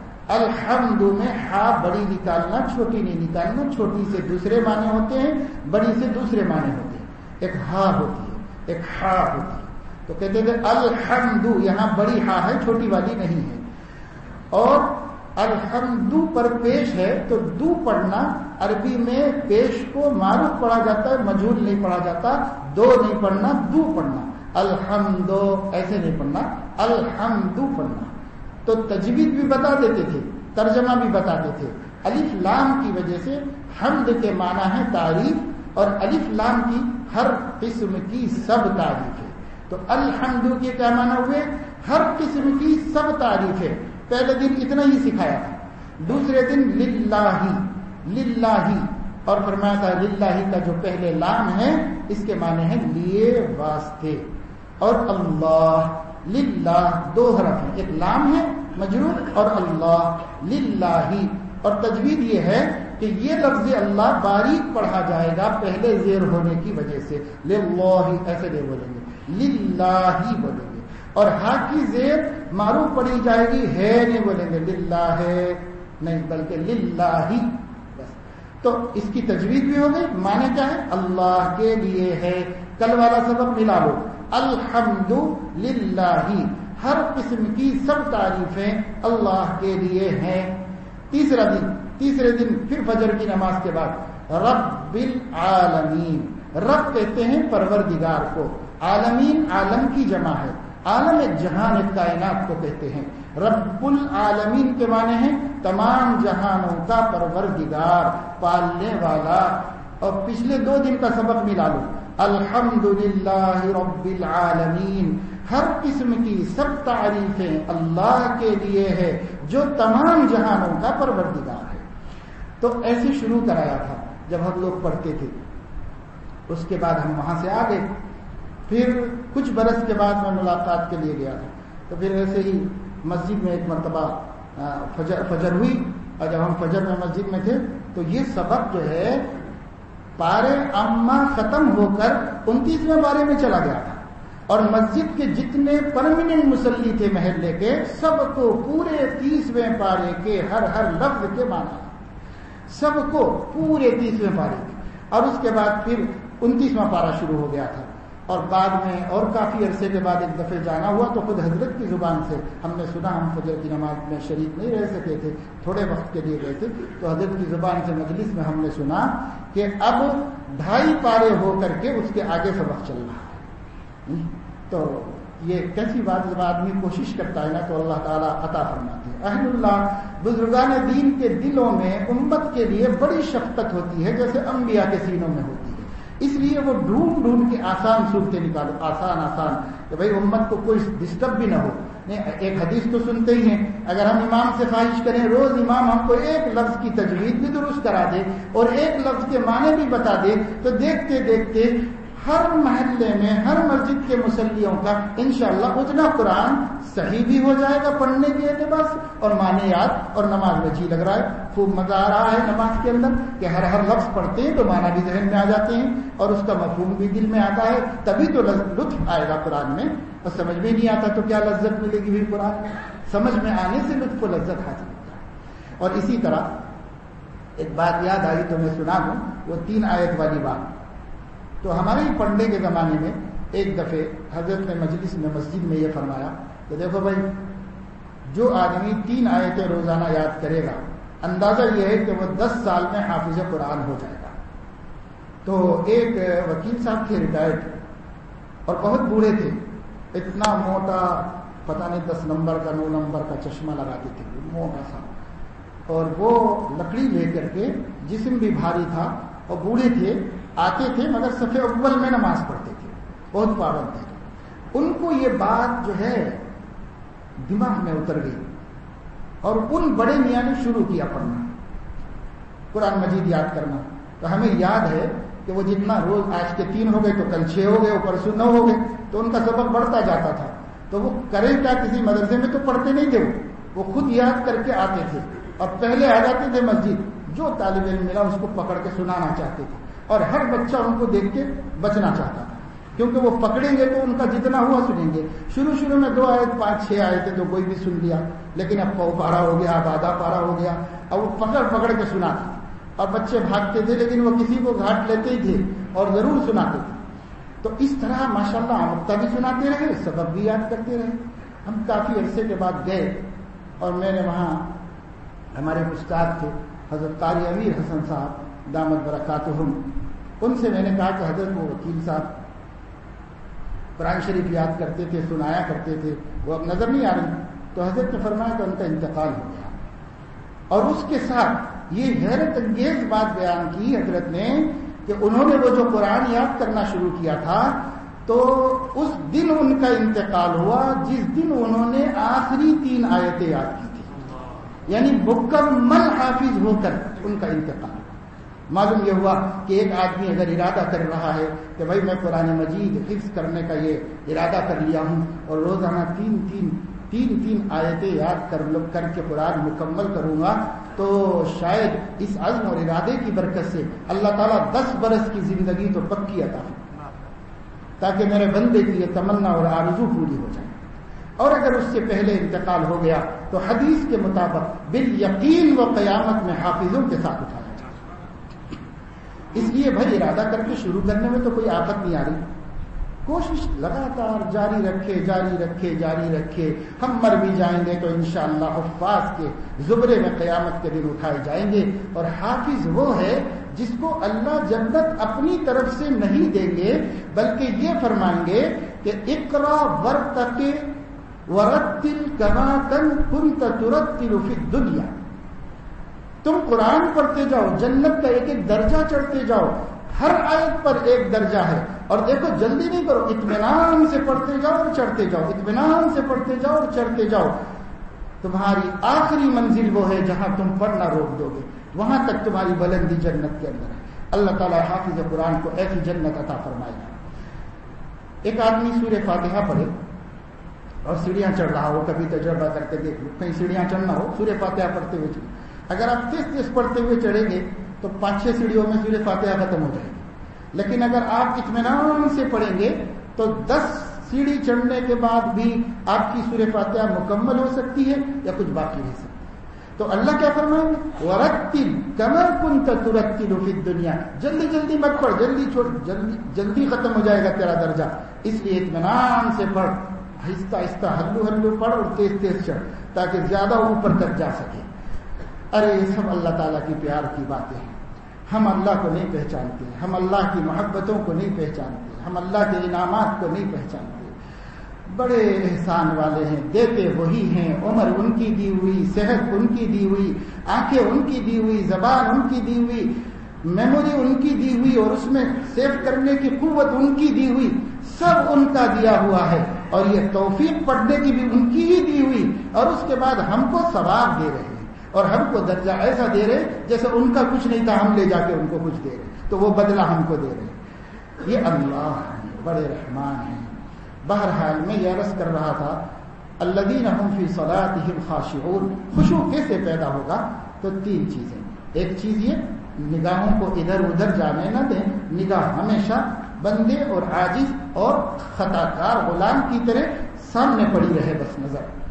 نمبر 2، جو ہم پڑھ رہے ہیں اس پر ہمارا دھیان رہے اور ہم زبان سے جو لفظ بولیں اس کے ترجمے کو دھیان میں بساتے رہیں اور اس کو سوچتے رہیں.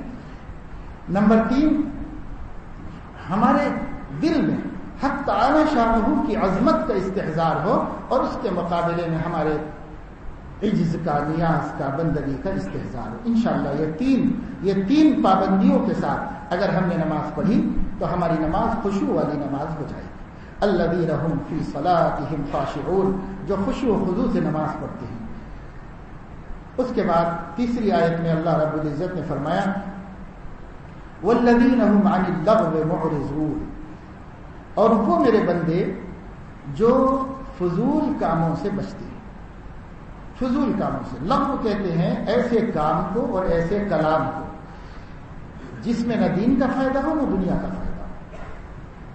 اگر ہم دین کی ضرورت سے بھی کچھ بولیں گے، مثلا دو پار کرنے والا بولتا ہے مال کا تعارف کراتا ہے، جھوٹ نہیں بول رہا ہو، سچ بول رہا ہو، تو اس کا وہ بولنا بھی لغو میں نہیں آتا. وہ بولنا لغو میں نہیں آتا. کوئی بھی اپنے دنیا اپنی روزی روٹی کے کام سے بھی بول رہا ہو، بیوی بچوں کی ضرورت سے بول رہا ہو، سفر میں بول رہا ہو، راستے میں بول رہا ہو، کرائے کے سلسلے میں بات کر رہا ہو، خرید و فروخت کے سلسلے میں بات کر رہا ہو، یہ سب تو لغو میں نہیں آتا. یہ کام ہے، اس کو اللہ لغو میں نہیں داخل فرما رہے. اللہ رب العزت لفظ میں کس چیز کو داخل کرتے ہیں؟ جس میں نہ دین کا فائدہ ہو نہ دنیا کا فائدہ ہو. ہم یوں ہی بکے جا رہے ہیں، کوئی مقصد ہی نہیں، کوئی نفع ہی نہیں اس کا. مفسرین نے لکھا ہے کہ لغو میں فضول کتابیں پڑھنا بھی داخل ہے. تو اس کا کوئی ضرورت نہ کوئی فائدہ. پڑھ رہے ہوں جیسے ناولیں پڑھ رہے ہیں، جیسے افسانے پڑھ رہے ہیں، اور جیسے ہم بیٹھ کے ڈرامے دیکھ رہے ہوں ٹیلی ویژن کے اوپر، تو یہ فضول ہے. اس کا کوئی دین دنیا سے تعلق نہیں ہے، بس ایک ٹائم پاس ہے، اور ٹائم پاس ہی کے لیے بیٹھتا ہے آدمی. اچھا سے اچھا ڈرامہ چل رہا ہو اور گھر میں روٹی نہ ہو اور بچوں کی بھوک پیاس کو دیکھ کر باپ پریشان ہو، اس کو کوئی زبردستی دو ہاتھ پکڑ کے روکے بھی تو نہیں روکے گا، مزدوری کرنے چلا جائے. کیوں؟ معلوم ہوا کہ یہ ڈرامے یہ سینہ دیکھ لیتے بیٹھنا ان کا ہی کام ہے جن کو کام میں ہے، یعنی جن کا کوئی ایشو نہیں ان کا ایشو ہے. وہ بیکار لوگوں کا کام ہے، بیکار لوگوں کا مقصد ہے. اسلام لغویات سے منع کرتا ہے. اسلام میں حسن اسلام المرء ترکہ ما لا یعنی، لغو لا یعنی کو مسلمان چھوڑ دے، لا یعنی باتیں بھی نہ کرے، کام کی حد تک کر لے، کام ختم ہو جائے بات بند کر دے. میں اکثر کہتا ہوں اور آپ بھی غور کریں بار بار کہ جناب نبی کریم صلی اللہ علیہ وسلم سے زیادہ بولنے کی یہ دنیا کسی اور کے بول کی محتاج نہیں. یہ دنیا اور دنیا کا ہر انسان اگر کسی کے بولنے کا اور اس کے بول سننے کا محتاج تھا، سب سے زیادہ تو وہ سرور عالم صلی اللہ علیہ وسلم کی ذات گرامی تھی. لیکن حدیثوں میں آتا ہے، شمائل ترمذی میں ہے، اور آپ کی سیرت نگاروں نے جس نے بھی آپ کے شمائل بیان کیے ہیں وہ سب اس کو کوٹ کرتے ہیں. کان رسول اللہ صلی اللہ علیہ وسلم متواصل الاحزان دائم التفکر طویل الصمت. اللہ کے نبی کے چہرہ بشرا بیان کرتے ہیں، بیان کرنے والے بیان کرتے ہیں. حضرت حسن رضی اللہ تعالیٰ عنہ نے اپنے ماموں حضرت ہند ابن ابی حالہ رضی اللہ تعالیٰ عنہ سے پوچھا، جو حضور صلی اللہ علیہ وسلم کے حضرت خدیجہ کے حضور صلی اللہ علیہ وسلم کے ربیب تھے. ربیب اس کو کہتے ہیں بیوی کے پہلے شوہر کی اولاد. حضرت ہند ابن ابی حالہ حضرت خدیجہ کے پہلے شوہر ابو حالہ کی اولاد ہے، اور یہ بڑی حضور صلی اللہ علیہ وسلم کے نبوت سے پہلے سے حضور کو دیکھ رہے ہیں، کیونکہ اس وقت سے گھر میں تھے تو جب سے دیکھ رہے ہیں حضور صلی اللہ علیہ وسلم کو. تو اب یہ رشتے میں حضرت حسن کے ماموں ہوئے، تو حضرت حسن کے ماموں شیعوں نے حضور کی اولاد کا نام آتے حضرت فاطمہ حسن حسین تین ہی نام ہمارے دماغ میں بٹھائے، اور اچھوں سے پوچھو حضور کی اولاد تو حسن حسین فاطمہ علی ختم، اور کوئی نہیں جانتا. حالانکہ حضور صلی اللہ علیہ وسلم کے ربیب ہیں، حضور کی دوسری 3 بیٹیاں ہیں، حضور صلی اللہ علیہ وسلم کی دوسری بیویوں سے اولاد ہیں، حضور صلی اللہ علیہ وسلم دوسری بیویوں کو دوسرے شوہروں سے اولاد ہے.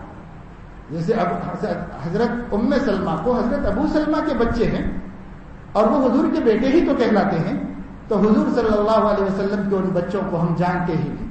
حضور صلی اللہ علیہ وسلم کی ان اولاد کے بارے میں ہم کوئی تعارف نہیں کرتے، ان کا کبھی تذکرہ نہیں کرتے، حالانکہ وہ قانونی طور پر حضور صلی اللہ علیہ وسلم کے بچے ہی کہلاتے ہیں، حضور صلی اللہ علیہ وسلم کی اولاد ہی کہلاتے ہیں قانونی طور پر. پھر تو ہند ابن حالہ سے حضرت حسن اکثر پوچھتے تھے، ماموں میں تو بہت چھوٹا تھا، نانا کو دیکھا مگر اتنا غور سے نہیں دیکھ سکا، آپ بہت لمبا زمانہ دیکھے ہیں، ہم نانا کے بارے میں سنائیے نا کہ وہ کیسے تھے.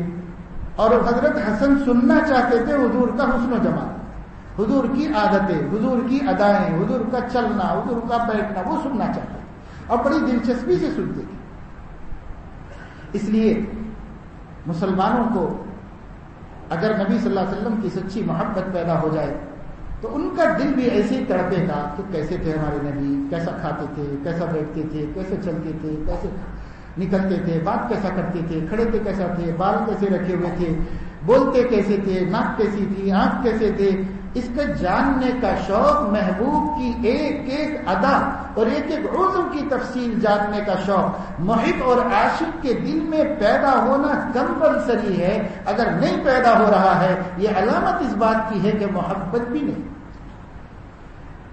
سرد ہے، بالکل ٹھنڈی پڑی ہوئی ہے نبی کی محبت، جاننے کا شوق ہی نہیں. وہ صحابہ دیکھ چکے تھے، پھر بھی پرانے صحابہ سے نئے صحابہ کہتے تھے اب نبی نہیں رہے بھائی، میں بہت کم دیکھا، آپ زیادہ دیکھے، ذرا بولو نا حضور کیسے تھے، کیسے چلتے تھے، کیا کام کرتے، پوچھ کے سنتے تھے، خالی سننے کے واسطے بھی بیٹھتے تھے کہ کوئی سنائے حضور کا حلیہ مبارک اور ہم سنیں۔ یہ بڑی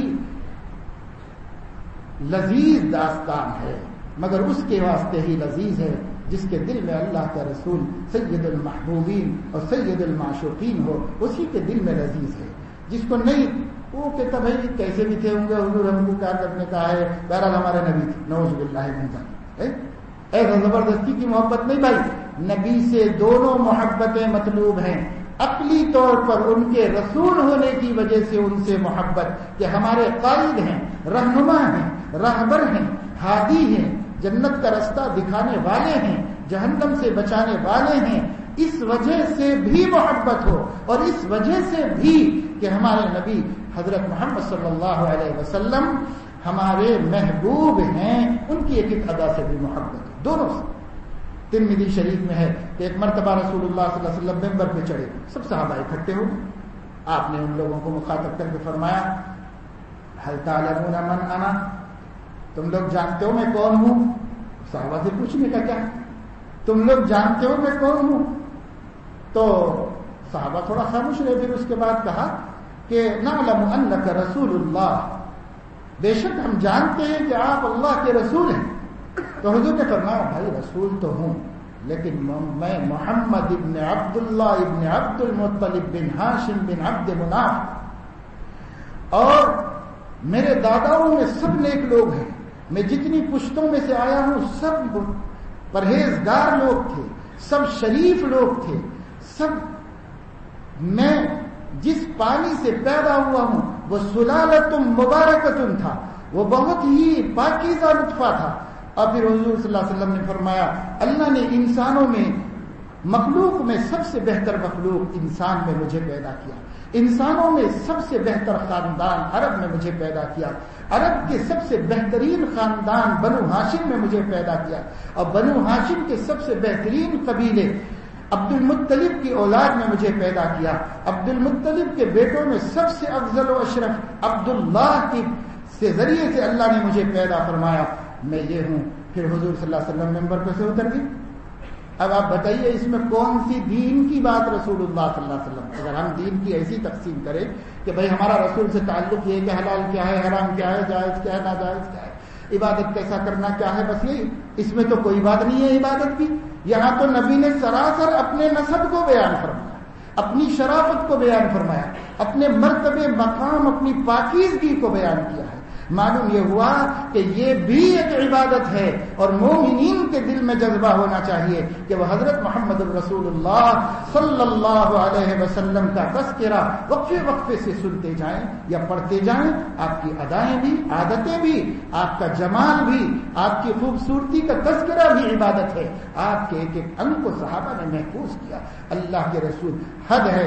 شمائل ترمذی نے ایک صحابی یہاں تک بیان کرتے ہیں وفات سے پہلے رسول اللہ صلی اللہ علیہ وسلم کے سر مبارک میں کتنے بال سفید ہوئے تھے، داڑھی میں کتنے بال سفید ہوئے تھے، کہاں تک گئی ہے نظر ان عاشقوں کی۔ رسول اللہ صلی اللہ علیہ وسلم کے عاشق صرف دین ہی کے نہیں تھے، ذات نبی کے بھی عاشق تھے، صرف ان کے دین ہی کے نہیں تھے، دین میں تو ماشاءاللہ کوئی سنت نہیں چھوڑی انہوں نے نبی، لیکن ذات کے بھی عاشق تھے رسول اللہ صلی اللہ علیہ وسلم۔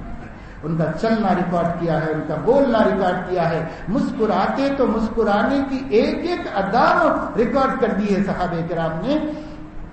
میں کہتا ہوں آج تو ریکارڈ کرنے کے ایسے ایسے آلات، ٹیکنالوجی وجود میں آئی ہے کہ ان ٹیکنیکل آلات کے ذریعے سے آج تو بہت آسانی سے محفوظ کیا جا سکتا ہے۔ پھر بھی پورے یقین کے ساتھ پوری شمائل ترمذی کو سامنے رکھ کر میں یہ عرض کر سکتا ہوں بلا خوف تردید، آج کے ریکارڈ کرنے والے آلات بھی کسی شخصیت کی زندگی کو اتنا محفوظ نہیں کر سکتے جتنا 1500 برس پہلے رسول اللہ کے عاشقوں نے رسول اللہ کی ایک ادا کو ریکارڈ کیا۔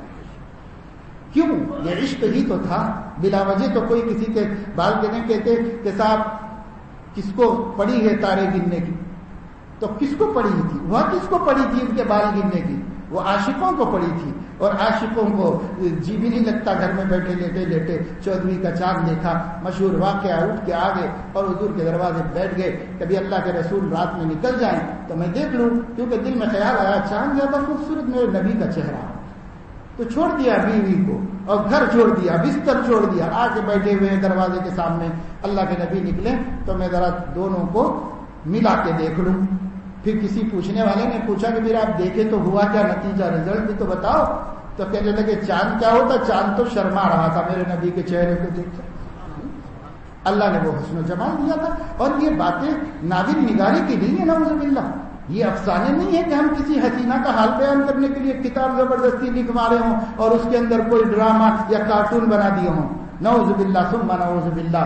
ایک ایک بات 100% حق بلا مبالغہ صحابہ کرام نے سچائی کو محفوظ کیا، کوئی غلو نہیں کیا صحابہ نے، سچ سچ بات انہوں نے بیان کی ہے۔ جو تو حضور صلی اللہ علیہ وسلم کی بات نقل کرتے ہوئے اگر ایک لفظ میں شبہ ہوتا تھا تو 2 لفظ بولتے تھے، کہتے تھے ایسے کہا یا ایسے کہا، اتنا ڈرنے والے کیسے جھوٹ باندھ دیں گے نبی کے بارے میں، سب سچ بیان کیا۔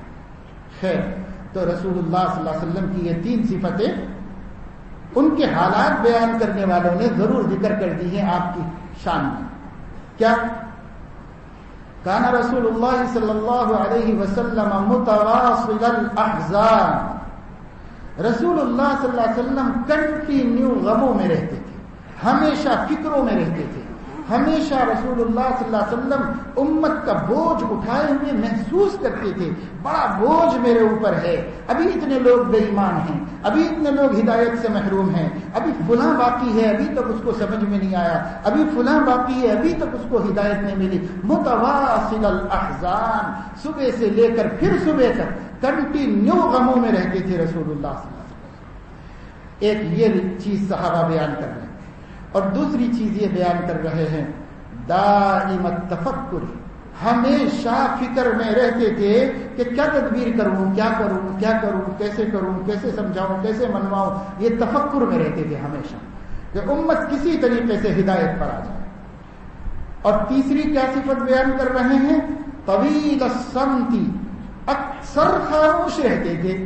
تو میں نے عرض کیا جس کے بولنے کی دنیا سب سے زیادہ محتاج تھی وہ سب سے زیادہ چپ رہا کرتے تھے۔ اللہ کے رسول صلی اللہ علیہ وسلم اس واسطے کہ زیادہ چپ رہ کر جو آدمی بولتا ہے تو اس کے بول میں برکت ہوتی ہے، نور ہوتا ہے، وزن ہوتا ہے۔ پھر رسول اللہ صلی اللہ علیہ وسلم نے ہمیں حکم دیا ہے کہ ہم فضول باتوں سے بچ جائیں، ہم فضول کاموں سے بچیں۔ یہ آیت میں کیا کہا گیا؟ والذین هم عن اللغو معرضون، جو لوگ لغو و لایانی سے بچتے ہیں، بات سے بھی کام سے بھی۔ والذین هم للزکاة فاعلون، چوتھی آیت میں فرما رہے ہیں کہ جو لوگ زکوٰۃ کے ادا کرنے والے ہیں۔ مفسرین نے زکوٰۃ کے لغوی معنی بھی بیان کیے ہیں، شرعی معنی بھی بیان کیے ہیں۔ زکوٰۃ کا عمل کرنے والے ہیں تو فرمایا اس کا ایک مطلب تو یہ ہے اپنے قلب کو ہر قسم کی رنجشوں سے پاک رکھتے، اپنے دل کو ہر قسم کے کینے سے پاک رکھتے، اپنے دل کو ہر قسم کی گندگی سے، تکبر کی گندگی سے، حسد کی غلاظت سے، عجب کی، ریا کی اور اس طرح کی جتنی بری چیزیں گندگیاں کہلاتی ہیں روحانی، اس سے اپنے دل کو پاک کرتے رہتے ہیں، پاک کرتے رہتے ہیں۔ مال کی محبت سے بھی پاک کرتے ہیں اپنے دل کو۔ دوسرے یہ کہ وہ جو زکوٰۃ شرعی ہے وہ بھی ادا کرتے ہیں۔ والذین هم للزکاة فاعلون۔ پانچویں آیت میں فرمایا والذین هم لفروجهم حافظون، اور وہ لوگ جو اپنی شرمگاہوں کی حفاظت کرتے ہیں۔ والذین هم لفروجهم حافظون، بڑے اعمال اللہ تعالیٰ موٹے موٹے بیان فرما رہے ہیں۔ تو ایک عمل بیان فرما دیا جو عبادت بدنی سے متعلق تھا، ایک عمل اللہ تعالیٰ نے بیان فرما دیا جو زبان سے متعلق تھا لغو لایانی کے سلسلے میں، ایک عمل اللہ تعالیٰ نے بیان فرما دیا زکوٰۃ مال سے متعلق، مالی عبادت سے متعلق۔ اب ایک عمل اللہ تعالیٰ اخلاق سے متعلق بتا رہے ہیں، شرافت سے متعلق۔ والذین هم لفروجهم حافظون، جو لوگ اپنی شرمگاہوں کی حفاظت کرتے ہیں۔ شرمگاہوں کی حفاظت کرنے کے سلسلے میں مفسرین کرام نے نبی پاک صلی اللہ علیہ وسلم کی احادیث تفسیر کی کتابوں میں نقل فرمائی ہیں. ایک تو شرمگاہ کی حفاظت کرنے کا مطلب یہ ہے زنا سے اپنی حفاظت کرنا, غیر عورت سے مل کر خواہش پوری کرنے سے اپنی حفاظت کرنا, زنا سے. یہ تو بہت سارے شریف لوگ الحمدللہ کرتے ہیں, غیر مسلم بھی بہت سارے کرتے ہیں. اس کو بے حیائی ہی بہت بڑی فاحشہ ہے, عام انسانی عقل بھی اس کو پسند نہیں کرتی. تو ایک تو زناکاری سے اپنی حفاظت کرنا ہے. دوسرے مفسرین نے لکھا ہے تفسیر کی کتابوں میں کہ ہم جنسی سے اپنی حفاظت کرنا. ہم جنسی جیسے آج کل یورپ اس کو بہت ترقی دے رہا ہے اور یہ چیز عام ہوتی چلی جا رہی ہے, یعنی مرد مردوں سے کو اپنا جوڑا بنائے, عورت عورت کو اپنا جوڑا بنائے. اس کو ہم جنس پرستی کہتے ہیں. یہ ہم جنس پرستی بھی شرمگاہ کی حفاظت نہ کرنے میں شمار ہے. اس سے بھی اپنی حفاظت کرنا, کیونکہ اللہ نے وہ فطری طریقہ نہیں رکھا ہے. شہوت نفس کو اندر انسان میں جو جذبہ پیدا ہوتا ہے اس جذبہ نفسانی کو پورا کرنے کا اللہ نے یہ طریقہ دیا نہیں ہے اپنے بندوں کو. اللہ نے یہ طریقہ ممنوع قرار دیا ہے. اس لیے عورتوں کے ساتھ جوڑ لگ جانا اور مردوں کا مردوں کے ساتھ جوڑ لگانا حرام ہے, ناجائز ہے اور اللہ کے اس حکم کے خلاف ہے. اللہ نے یہ جو حکم دیا ہے اس کے بالکل خلاف ہے. بھی چند دن پہلے اخبارات میں آیا تھا کہ ہمارے پڑوسی ملک میں امریکن ایمبیسی میں پاکستان بھر میں سے ان لوگوں کو جو مردوں نے مردوں سے جوڑا لگایا ہے, عورتوں نے عورتوں سے شادی کی ہے, ایسے جوڑوں کو باقاعدہ طور پر امریکن ایمبیسی میں طلب کر کے ان کی گلپوشی کر کے ان کی ایک خصوصی استقبالی تقریب کر کے تمغے دیے, انعامات دیے. یعنی کھلے اخبارات کے اندر آیا ہے سب جگہ, اور اس کے اوپر لے دے بھی ہوئی. پاکستان کے علماء نے اور وہاں کے لوگوں نے مسئلے کو اٹھایا کیا. تو اس کے جواب میں بڑی سادگی سے امریکہ سے جواب ملا, ہم نے کیا برا کام کیا ہے. کچھ لوگ اپنی آزادی, ہم آزادی انسانیت کے قائل ہیں اور اسی کے پرچارک ہیں. تو کچھ لوگوں نے اپنی آزادی کا استعمال کیا اور وہ علاقائی اور مذہبی حدود کو, قانونوں کو توڑ کر انسانی آزادی میں ہمارا ساتھ دیا. تو ہم نے اس خوشی میں ان کا استقبال کیا. تو کیا برا کیا بھائی؟ کیوں سارے لوگ دنیا سر پہ اٹھا رہے؟ ہم نے کون سی بری بات کی ہے؟ یہ ہے بے حیائی کی انتہا, جس کے بعد اللہ رب العزت کے عذاب کے نازل ہونے کے علاوہ اور کچھ باقی نہیں ہے. تو میں نے پڑھا تھا حضرت مولانا تقی عثمانی صاحب جو تقریباً ساری دنیا کے سفر کیے ہوئے ہیں, پوری دنیا کا, بلکہ آپ نے اپنے سفر نامے میں لکھا ہے کہ اللہ تعالیٰ کا کرم میرے اوپر یہ ہے دنیا کا کوئی ملک ایسا نہیں چھوٹا جہاں لوگ آباد ہوں اور میں نہ پہنچاؤں. اللہ نے ہر جگہ پہنچایا ہوں. تو انہوں نے لکھا ہے کہ امریکہ میں اپنے سفر نامے کے دوران لکھا ہے کہ ایک ایسی بستی سے ہمارا گزر ہوا جہاں گزرتے وقت میں لوگوں نے بتایا کہ یہ آپ ایک ایسی بستی سے گزر رہے ہو, اس بستی کے سارے باشندے ہم جنس پرستی میں مبتلا ہیں. یہ مرد مردوں سے نکاح کرتے, عورتیں عورتوں سے, یہاں عورت مرد کا کوئی جوڑا نہیں ملے گا. تو گویا کالونی بنا کے دیے امریکہ نے لوگوں کو. جی وہی امریکہ, اللہ اکبر, جس کا ہم نام لیتے ہیں تو ہمارے دل میں اتنی عظمت اور اتنی بڑائی آتی ہے, ایسا لگتا ہے کہ بس اب دنیا میں اس کے علاوہ کوئی اور قابل عظمت چیز نہیں. اور یہ میں نہیں کہتا, یہاں اسی مسجد میں ایک امریکہ سے جماعت آئی تھی, میں سمجھتا ہوں 20-22 سال پہلے کی بات ہے. ایک جماعت آئی تھی اور اس میں ایک ڈاکٹر صاحب 9 مسلم آئے تھے. وہ بہت اونچے قد کے سیاہ فام آدمی تھے, بہت اونچے قد کے تھے, ڈیل ڈول, جدھر کھڑے ہو جاتے تو اکیلے ہی نظر آتے تھے, اتنے بڑے آدمی تھے. تو ڈاکٹر تھے اور وہاں کے سرکاری ہسپتال میں سرجن تھے, اور اللہ نے توفیق دی, بہرحال مسلمان ہو گئے تھے اور بڑے متبع سنت آدمی تھے, ایک عمل میں سنت تھی. تو یہاں اسی مسجد کی بات سنا رہا ہوں. تو مسجد میں نماز کے بعد اعلان ہوا, اعلان ہوتا ہے, جماعت آتی ہے, اعلان ہوتا ہے کہ بھائی مغرب کے بعد عشاء کے بعد بیان کا اعلان ہوتا ہے. تو اعلان ہوا اس وقت کے جنہوں نے بھی اعلان کیا, اعلان یہ کیا انہوں نے کہ سب بھائیوں سے گزارش ہے کہ نماز کے بعد بیان ہوگا، دین کی بات ہوگی، تشریف رکھیں، امریکہ سے جماعت آئی ہوئی ہے، یہ کہا۔ خیر ہو گئی بات، اعلان تو ہوا بھائی جماعت امریکہ سے آئی تھی، امریکہ سے جماعت، تاکہ لوگ بیٹھ جائیں سب سارے لوگ اس میں۔ تو انہوں نے بیان شروع کیا، ان کا بیان تھا اور ترجمہ تھا، انہوں نے بیان شروع کیا۔ مجھے اچھی طرح یاد ہے کہ پہلی بات خطبہ پڑھنے کے بعد انہوں نے کہی، جب سے میں ہندوستان میں آیا ہوں ایک بات سے میرا دل بہت دکھتا ہے۔ سب لوگ بولے کیا بات ہے؟ غور سے سن رہے تھے۔ انہوں نے کہا وہ بات یہ ہے کہ جب بھی یہاں کوئی اعلان کرتا ہے امریکہ سے جماعت آئی ہے تو امریکہ بولتے وقت مجھے اس کے الفاظ میں امریکہ کی عظمت اس سے بھی زیادہ دکھائی دیتی ہے، سمجھ میں آتی ہے جتنا وہ اللہ اکبر کہتے ہیں۔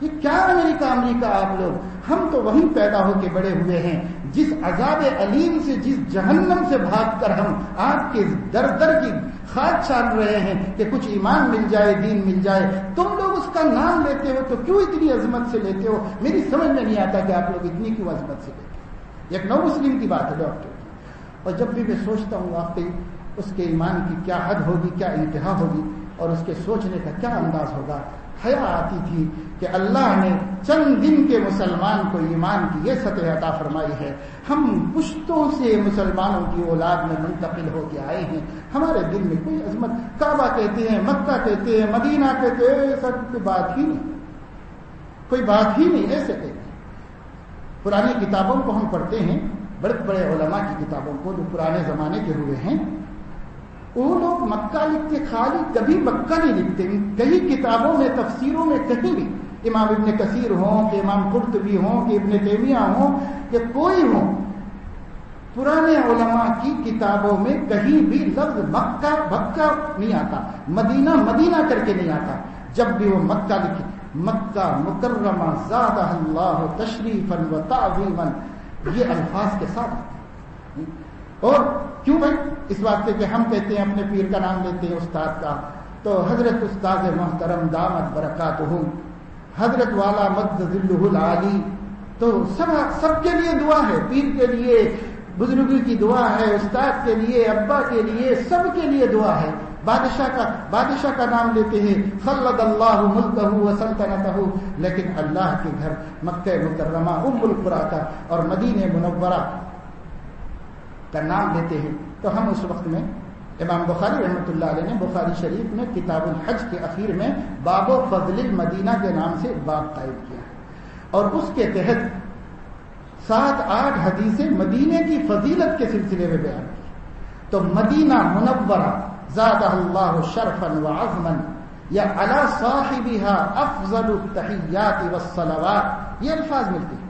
جب مدینہ لکھیں گے تو وہ لوگ ایسے لکھیں گے، مدینہ منورہ علی صاحبها افضل الصلوات والتحیات، وہ روشن مدینہ جس کے والی کے اوپر اللہ تعالیٰ بہترین صلاۃ و سلام نازل فرمائے۔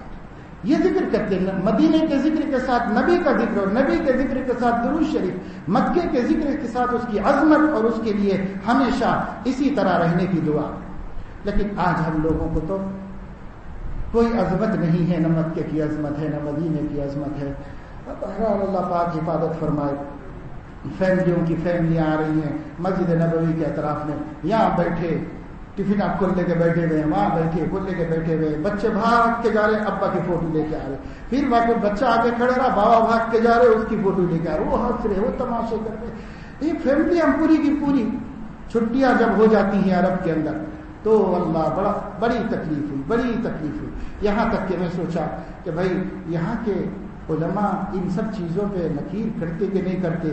جمعے کا دن تھا، بہت سخت دھوپ تھی، جمعے کے دن ہم نماز پڑھنے کے لیے پہنچے تو جو خطبہ دیا امام حرم نے، اس خطبے میں ان ساری باتوں پر دل کے دکھ کا اظہار کیا کہ مسلمان چھٹیوں میں یا تو یورپ جا رہے ہیں اور وہاں جا کر بے عزتی و بے حیائی میں اپنے اعمال خراب کر رہے ہیں، یا مکہ مدینہ آ رہے ہیں تو پکنک کے طور پر آ رہے ہیں۔ بڑے درد سے خطیب نے کہا۔ تو معلوم یہ ہوا کہ بھائی علماء تو وہاں کے بھی تڑپ رہے ہیں، وہاں کے بھی پریشان ہیں، لیکن عوام الناس ہیں کہ بس دن بدن حالت ابتر ہوتی جا رہی ہے، نہ مکے کا احترام نہ مدینے کا احترام، سب دلوں سے کم ہوتے ہوتے ہوتے چلے جا رہا ہے۔ اللہ پاک ہمارے ان دونوں روحانی مراکز کی حفاظت فرمائے، اور اللہ پاک ہم ہر ایک مسلمان کو صحیح معنوں میں اس کی عزت و قدر کرنے کی توفیق عطا فرمائے، ہم کو بھی اللہ توفیق نصیب فرمائے۔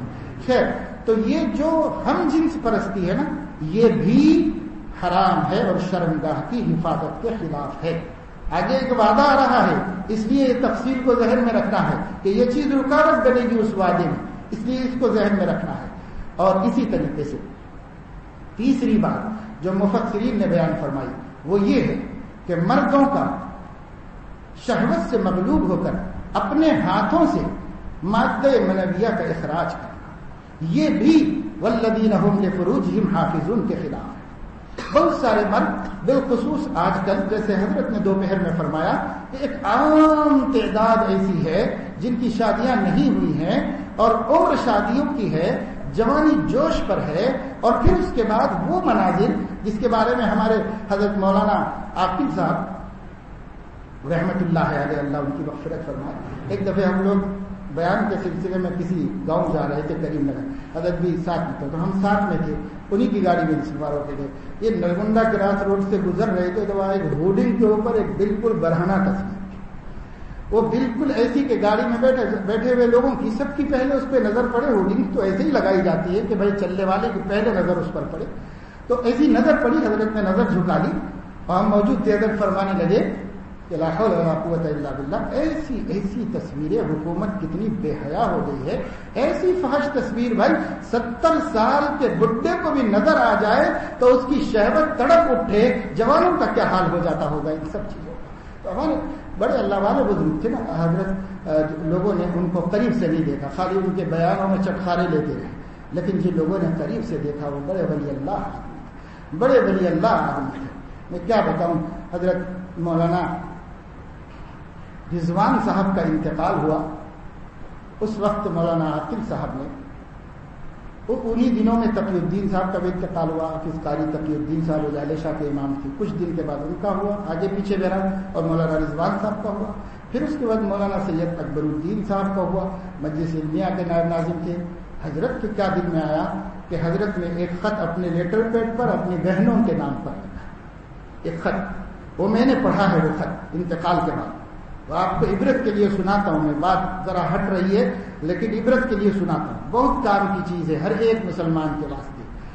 حضرت نے کیا لکھا اس خط میں، اپنی 2 بہنوں کا نام لکھا، نام لکھ کر سلام، اور سلام کے بعد لکھا ابا جان کے انتقال کے بعد ابا جان کی میراث میں لکڑی کی الماریاں اور ان کی کتابیں تھیں، تو اور جو چیزیں تھیں وہ شریعت کے مطابق میں نے سب تقسیم کر دی تھی، لیکن ابا جان کی کتابیں اور ابا جان کی یہ الماریاں جس میں کتاب تھیں وہ میرے پاس رہ گئی تھی، پھر میں نے اس کو دارالعلوم حیدرآباد کے قیام کے بعد اس کی لائبریری کے لیے وقف کر دیا ہے، اور یہ وقف کر دینے میں آپ لوگ راضی تھے نہیں تھے، میں نے اس کی تحقیق نہیں کی ہے۔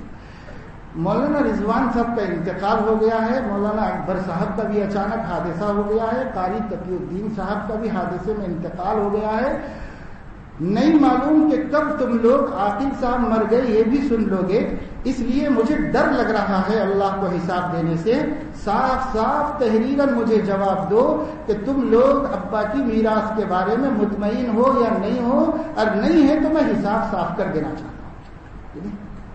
اور اس تحریر پر ان کی بہنوں نے خود لکھا ہوا میں نے دیکھا کہ بھائی آپ بالکل فکر نہ کریں، آپ نے جو کیا بہت اچھا کیا، آپ نے جو کیا ہم اس سے خوش ہیں، مطمئن ہیں، ہم کو 1 پیسے کی بھی شکایت آپ سے نہیں ہے، ہم بالکل مطمئن ہیں۔ تو دیکھو تقویٰ اس کو کہتے ہیں، خوف خدا اس کو کہتے ہیں۔ خالی بیانوں میں ہم آئے اور ان کے بیانوں میں جو لطیفے حضرت دھیان کو قریب کرنے کے لیے سنا دیا کرتے تھے اس کے چٹخارے لے لیے اور وہ نہیں سیکھ سکے جو سوز دروں، جو دل کی تڑپ، جو تقویٰ، جو خوف خدا اس سینے میں تھا۔ ہم بالکل آخری وقت میں حضرت بستر پہ تھے، 1 دن پہلے گئے، ہوش میں تھے، اخیر تک ہوش میں تھے، انتقال بھی ذکر کرتے ہوئے ہو گیا تھے، ہم گئے تو بالکل سیدھے لیٹے ہوئے تھے، اور بولنے والنے کے موقف میں نہیں تھی. ہم نے کہا حضرت ہر پروگرام میں ہر جلسے میں آپ کی بڑی کمی محسوس ہو رہی ہے, آپ کی سرپرستی کی کمی محسوس ہو رہی ہے. تو تھوڑی سی زبان کو حرکت دی آہستہ سے اور اشارے سے فرمایا اب آپ لوگ ہیں نا تشریف. یعنی اور واقعی ان کے جانے کے بعد احساس ہوا کہ وہ بہت بڑا علماء کے سر پر سایہ تھے, رحمت کا, شفقت کا سایہ. ہر مشکل گھڑی میں ہم نے کوئی میٹنگ کی ہے تو مولانا عاقل صاحب کے گھر پہ کی.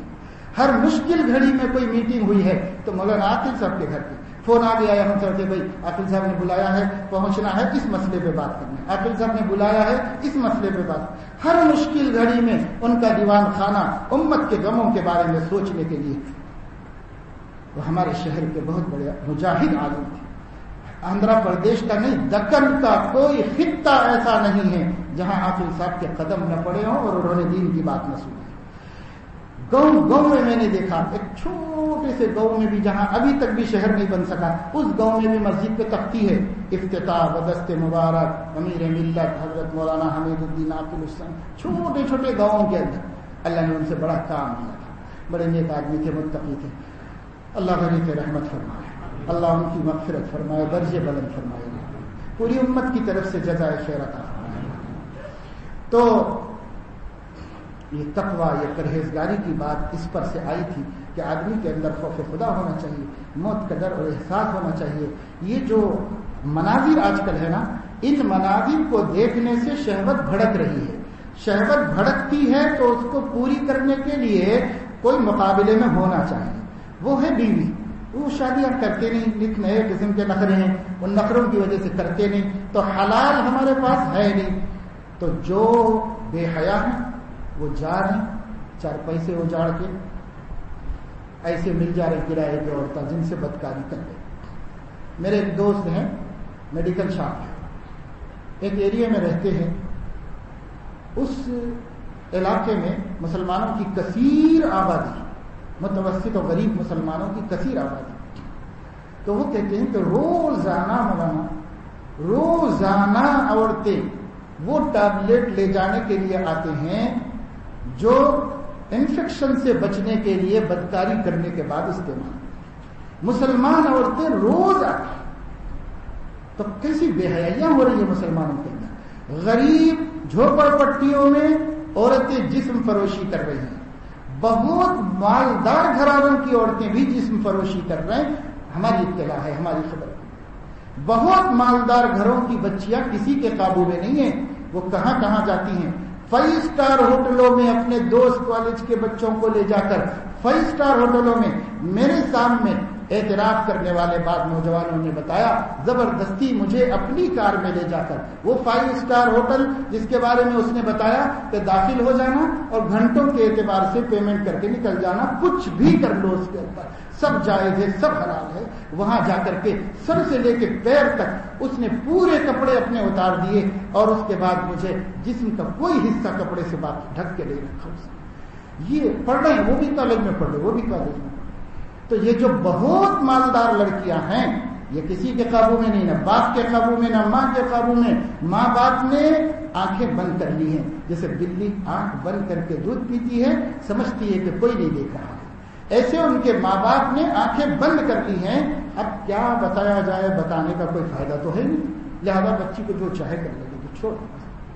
یہ ہو رہا ہے. اور بالکل غریب لوگ جو ہے غربت کی وجہ سے جسم بیچ کے پیسے کما رہے, روٹی کھا رہے. الامان الحفیظ, اللہ نے قرآن میں نازل فرمایا والذین هم لفروجهم حافظون, جو لوگ اپنی شرمگاہوں کی حفاظت کرتے ہیں. یہ 2 طبقے ہو گئے. ایک وہ طبقہ ہے نوجوانوں کا جو شریف ہوتے ہیں, باحیا ہوتے ہیں, کوئی گندا کام کرنے کی ان کو ہمت نہیں, وہ برائی کے اڈوں پہ جاتے بھی نہیں, برائی کی جگہوں میں پہنچتے بھی نہیں, لیکن تنہائیوں میں موبائل میں یا کمپیوٹر پر یہ جو مناظر دیکھ لیتے ہیں اس سے جب شہوت بھڑک جاتی ہے تو ان کے پاس بجز اس کے اور کوئی راستہ نہیں رہتا کہ وہ اپنے ہاتھ کو نامناسب طریقے سے استعمال کریں اور اس سے اپنی اس شہوت کی آگ کو بجھا دیں اور اس کو ٹھنڈی کر لیں. ان کے پاس کوئی اور راستہ نہیں ہوتا. اللہ کے نبی نے فرمایا ایسے لوگوں کے قیامت کے دن یہ ہاتھ حاملہ ہوگے, حمل کے ساتھ اٹھ کے آنا پڑے گا قیامت اور سب کے سامنے رسوا ہونا پڑے گا, ذلیل ہونا پڑے گا. یہ بہت بڑا گناہ ہے جس کو معاف نہیں کیا جاتا. توبہ سے تو اللہ سب معاف کرنا. تو والذین هم لفروجهم حافظون کے تحت مفسرین نے اس کو بھی نقل کیا ہے. ہمیں نے اس کی ضرورت سمجھی ہے کیونکہ لوگ پوچھتے ہیں, حیا کی وجہ سے سامنے آ کے نہیں پوچھتے, لیکن فون کر کے ہم کو پوچھتے رہتے ہیں. کوئی بھی ہوں گے بھائی, ہم بھی کوشش نہیں کرتے, لیکن بچے تو اپنے ہیں, اپنے نبی کی امت کے ہیں. تکلیف ہوتی ہے, دکھ ہوتا ہے, اپنی صحت برباد کر رہے ہیں. شادی تک اس لائق نہیں رہتے کہ بچے پیدا کر سکیں, اس قابل نہیں رہتے. ساری قوت ضائع کر کے, برباد کر کے اپنی زندگی تباہ. پھر سر میں درد کی کنٹینیو بیماری لگ جاتی ہے, اور کمر میں درد رہتا ہے, پنڈلیوں میں کھینچتی ہیں پنڈلیاں, اٹھنا بیٹھنا مشکل ہو جاتا ہے. نماز نہیں پڑھتے اس واسطے کہ نماز میں سجدے میں جا کے جب کھڑے تھے تو چکر آ کے دنیا گھومنے لگتی ہے, حیران پریشان رہتے ہیں.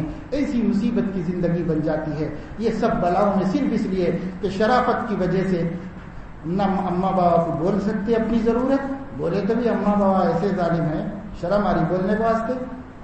یہ عمر میں شادی بول رہا, بہنا بیٹھے ہوئے ہیں, یہ ہے وہ ہے, بس ایسی باتیں کرتے ہیں. حالانکہ یہ ایسی ضرورت کی چیز ہے جس کو جب ضرورت پیش آئے اس کو حلال چیز دے دینا چاہیے. نہیں دیں گے تو حرام کھائے گا, حرام میں جائے گا, اور ماں باپ بھی ذمہ دار ہوں گے.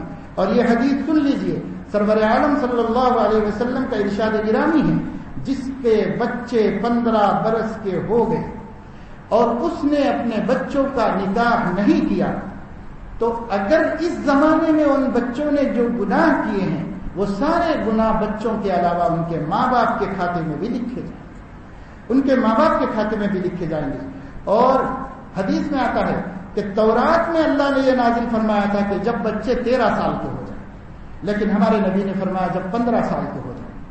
اب حکومت ہندوستان کہتی ہے جب 18 سال کے ہو جائیں. ہم کہتے بھائی 18 ہی پر چلو, اس کے بعد تو دیر مت کرو, وہاں سے تو شروع کرو فکرے. 18 سے شروع کرو گے 20 تک تو شادی ہو جائے گی. یہ ہم کو 20 سال شادی کرنے کی عمر ہے. ہم بچے خود کہتے ہیں صاحب ابھی کہیں بھی شادی کرنے کا ہے, ابھی کیا شادی کی, شادی کی عمر ہی نہیں ہے. کب ہے بھائی, 22 سال والے کو پوچھو ابھی کہیں کی شادی, 25 سال والے کو پوچھو ابھی کہیں کی شادی, 28 سال ہو گئے ابھی کہیں کی شادی.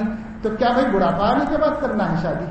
جب بڑھاپا آنے کے بعد کریں گے تو اس سے پہلے تو جو کچھ تھا ہوگا وہ سب ختم ہو چکا ہوگا, کچھ باقی نہیں رہے گا.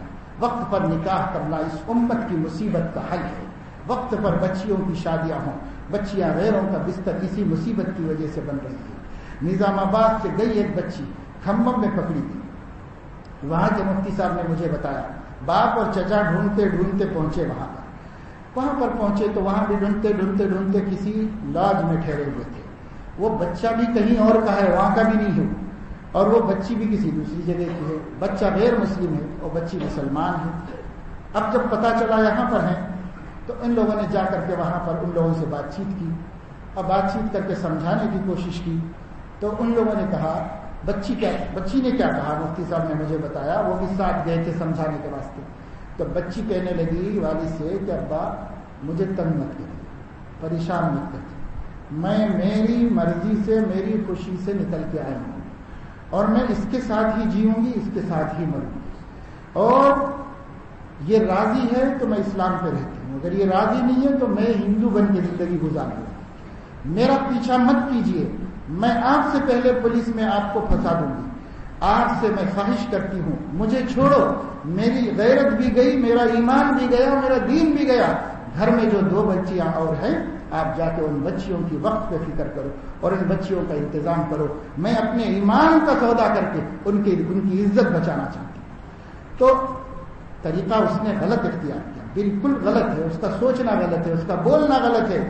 لیکن ہم اپنے کلیجے پہ ہاتھ رکھ کے سوچے اس عورت کو آخر اس انتہائی اقدام تک کس چیز نے پہنچایا ہے, شادیوں میں تاخیر نے پہنچایا ہے. آج امت میں کالی ہے تو کوئی پسند کرنے والا نہیں, غریب ہے تو کوئی پسند کرنے والا نہیں, پریشان حال کی بچی کو کوئی دیکھنے والا نہیں, کوئی اس کی قیمت لگانے والا نہیں. اور یہ نوبت آ جائے کہ محمد صلی اللہ علیہ وسلم کی بیٹیاں اب اپنی حیا ہی نہیں اپنے ایمان کو بھی بیچنے کے لیے تیار ہو جائیں, تو قیامت میں وہ نوجوان بھی بچنے والے نہیں ہیں جو رشتہ دار ہونے کے باوجود, حالات جاننے کے باوجود ایثار کر کے ان مسائل کو حل کرنے کے لیے نہیں کھڑے ہوتے. وہ بھی اللہ کے پاس پوچھے جائیں گے. اذا الشمس كورت, وَإِذَا النُّجُومُ انكَدَرَتْ وَإِذَا الْجِبَالُ سُيِّرَتْ وَإِذَا الْعِشَارُ عُطِّلَتْ وَإِذَا الْوُحُوشُ حُشِرَتْ وَإِذَا الْبِحَارُ سُجِّرَتْ وَإِذَا النُّفُوسُ زُوِّجَتْ. یہ ساری قسمیں اللہ نے کھائی ہیں. اتنی قسمیں کھانے کے بعد اللہ اتنی قسمیں کھانے کے بعد فرما رہا ہے وَإِذَا الْمَوْءُودَةُ سُئِلَتْ بِأَيِّ ذَنبٍ قُتِلَتْ. ہر پیدا ہونے والی جو قتل کی گئی ہے اللہ اس سے پوچھے گا تیرا کیا جرم تھا جس کی وجہ سے تو قتل کی گئی. اتنی قسمیں کھا کر اللہ فرما رہا ہے. آج ہماری بیٹیاں خودکشی کر رہی, آج ہماری بیٹیاں زہر کھا کے مر جانے کو پسند کر رہی, آج ہماری بیٹیاں بوڑھی ہو جا رہی ہیں, آج ہماری بیٹیوں کی جوانی ان کی زندگیوں پہ سے گزر جا رہی ہے, سیاہ بال سفید ہو جا رہے ہیں, شادی کرنے کی تمنا پوری نہیں ہو رہی ہے. کیوں؟ اس واسطے کے اتنے نخرے ہیں, اتنی آفتیں ہیں, اتنی مصیبتیں. الامان الحفیظ.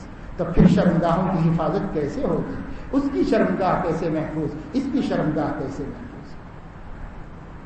والذین هم لفروجهم حافظون. یہاں اللہ نے کچھ تفصیل بتا دی. الا علی ازواجہم او ما ملکت ایمانہم فانہم غیر ملومین. ہاں, جو اپنی بیویوں سے خواہشات پوری کرے ان پہ کوئی ملامت نہیں. فمن ابتغى وراء ذلك. جو کوئی شخص بیوی اور باندی, اور دیکھو باندی اس زمانے میں نہیں ہوتی, عالمی طور پر ایک قانون تسلیم کر لیا گیا ہے کہ کسی کو باندی غلام نہیں بنایا جائے گا. اس لیے اس زمانے میں کوئی غلام باندی نہیں ہوتی. جس زمانے میں پھر قرآن اس زمانے کا ذکر کر رہا ہے, اور جب شاید دنیا میں جب بھی اللہ پاک کہیں پر خالص اسلامی مملکت قائم فرمائے اور اسلامی جہاد قائم ہو اور بادیوں اور غلاموں کا وجود ہو, تو اس وقت یہ آیت کام دے گی. اللہ اپنا کلام ہمیشہ کے لیے نازل کیا ہے, لیکن آج نہیں. تو اللہ فرمانے کہ جو شخص اپنی بیوی اور اپنی باندی کو چھوڑ کر کہیں اور اپنی قوت کو ضائع کرے گا فَأُولَٰئِكَ هُمُ الْعَادُونَ. یہی اللہ کی حد سے گزر جانے والا ہے. تو کہیں اور میں سب آگے جتنی شکلیں میں نے بتائی وہ سب کے سب اس میں آگے کہیں اور. یہ سب کے سب کون ہیں؟ حد سے گزر جانے والے ہیں, اور حد سے گزر جانے والوں کو اللہ نہیں چھوڑے گا. وَمَن يَتَعَدَّ حُدُودَ اللَّهِ فَقَدْ ظَلَمَ نَفْسَهُ. جو اللہ کی حدوں کو پھلانتے ہیں وہ اپنے اوپر بہت ظلم کرتے ہیں. میں آپ جس کو کوئی ضرورت ہو پیشاب وغیرہ کی, پیاس کی, وہ اٹھ کے جا سکتے ہیں, پیشاب سے فارغ ہو کے آ سکتے ہیں. یہ رمضان شریف کی آخری تاخرات ہے. ہمارے سامنے اتنے نوجوان بیٹھے ہیں. میں نوجوانوں کے وقت کا استعمال کر رہا ہوں اور ان کو بہت ضروری اور اہم بات اللہ کے کلام میں سے بتا رہا ہوں. اس لیے کوئی مجبوراً اپنے پیشاب کو روک کے نہ بیٹھے, جس کو جانا ہو جا کے آئے, جس کو پیاس لگ رہی پانی پی لے.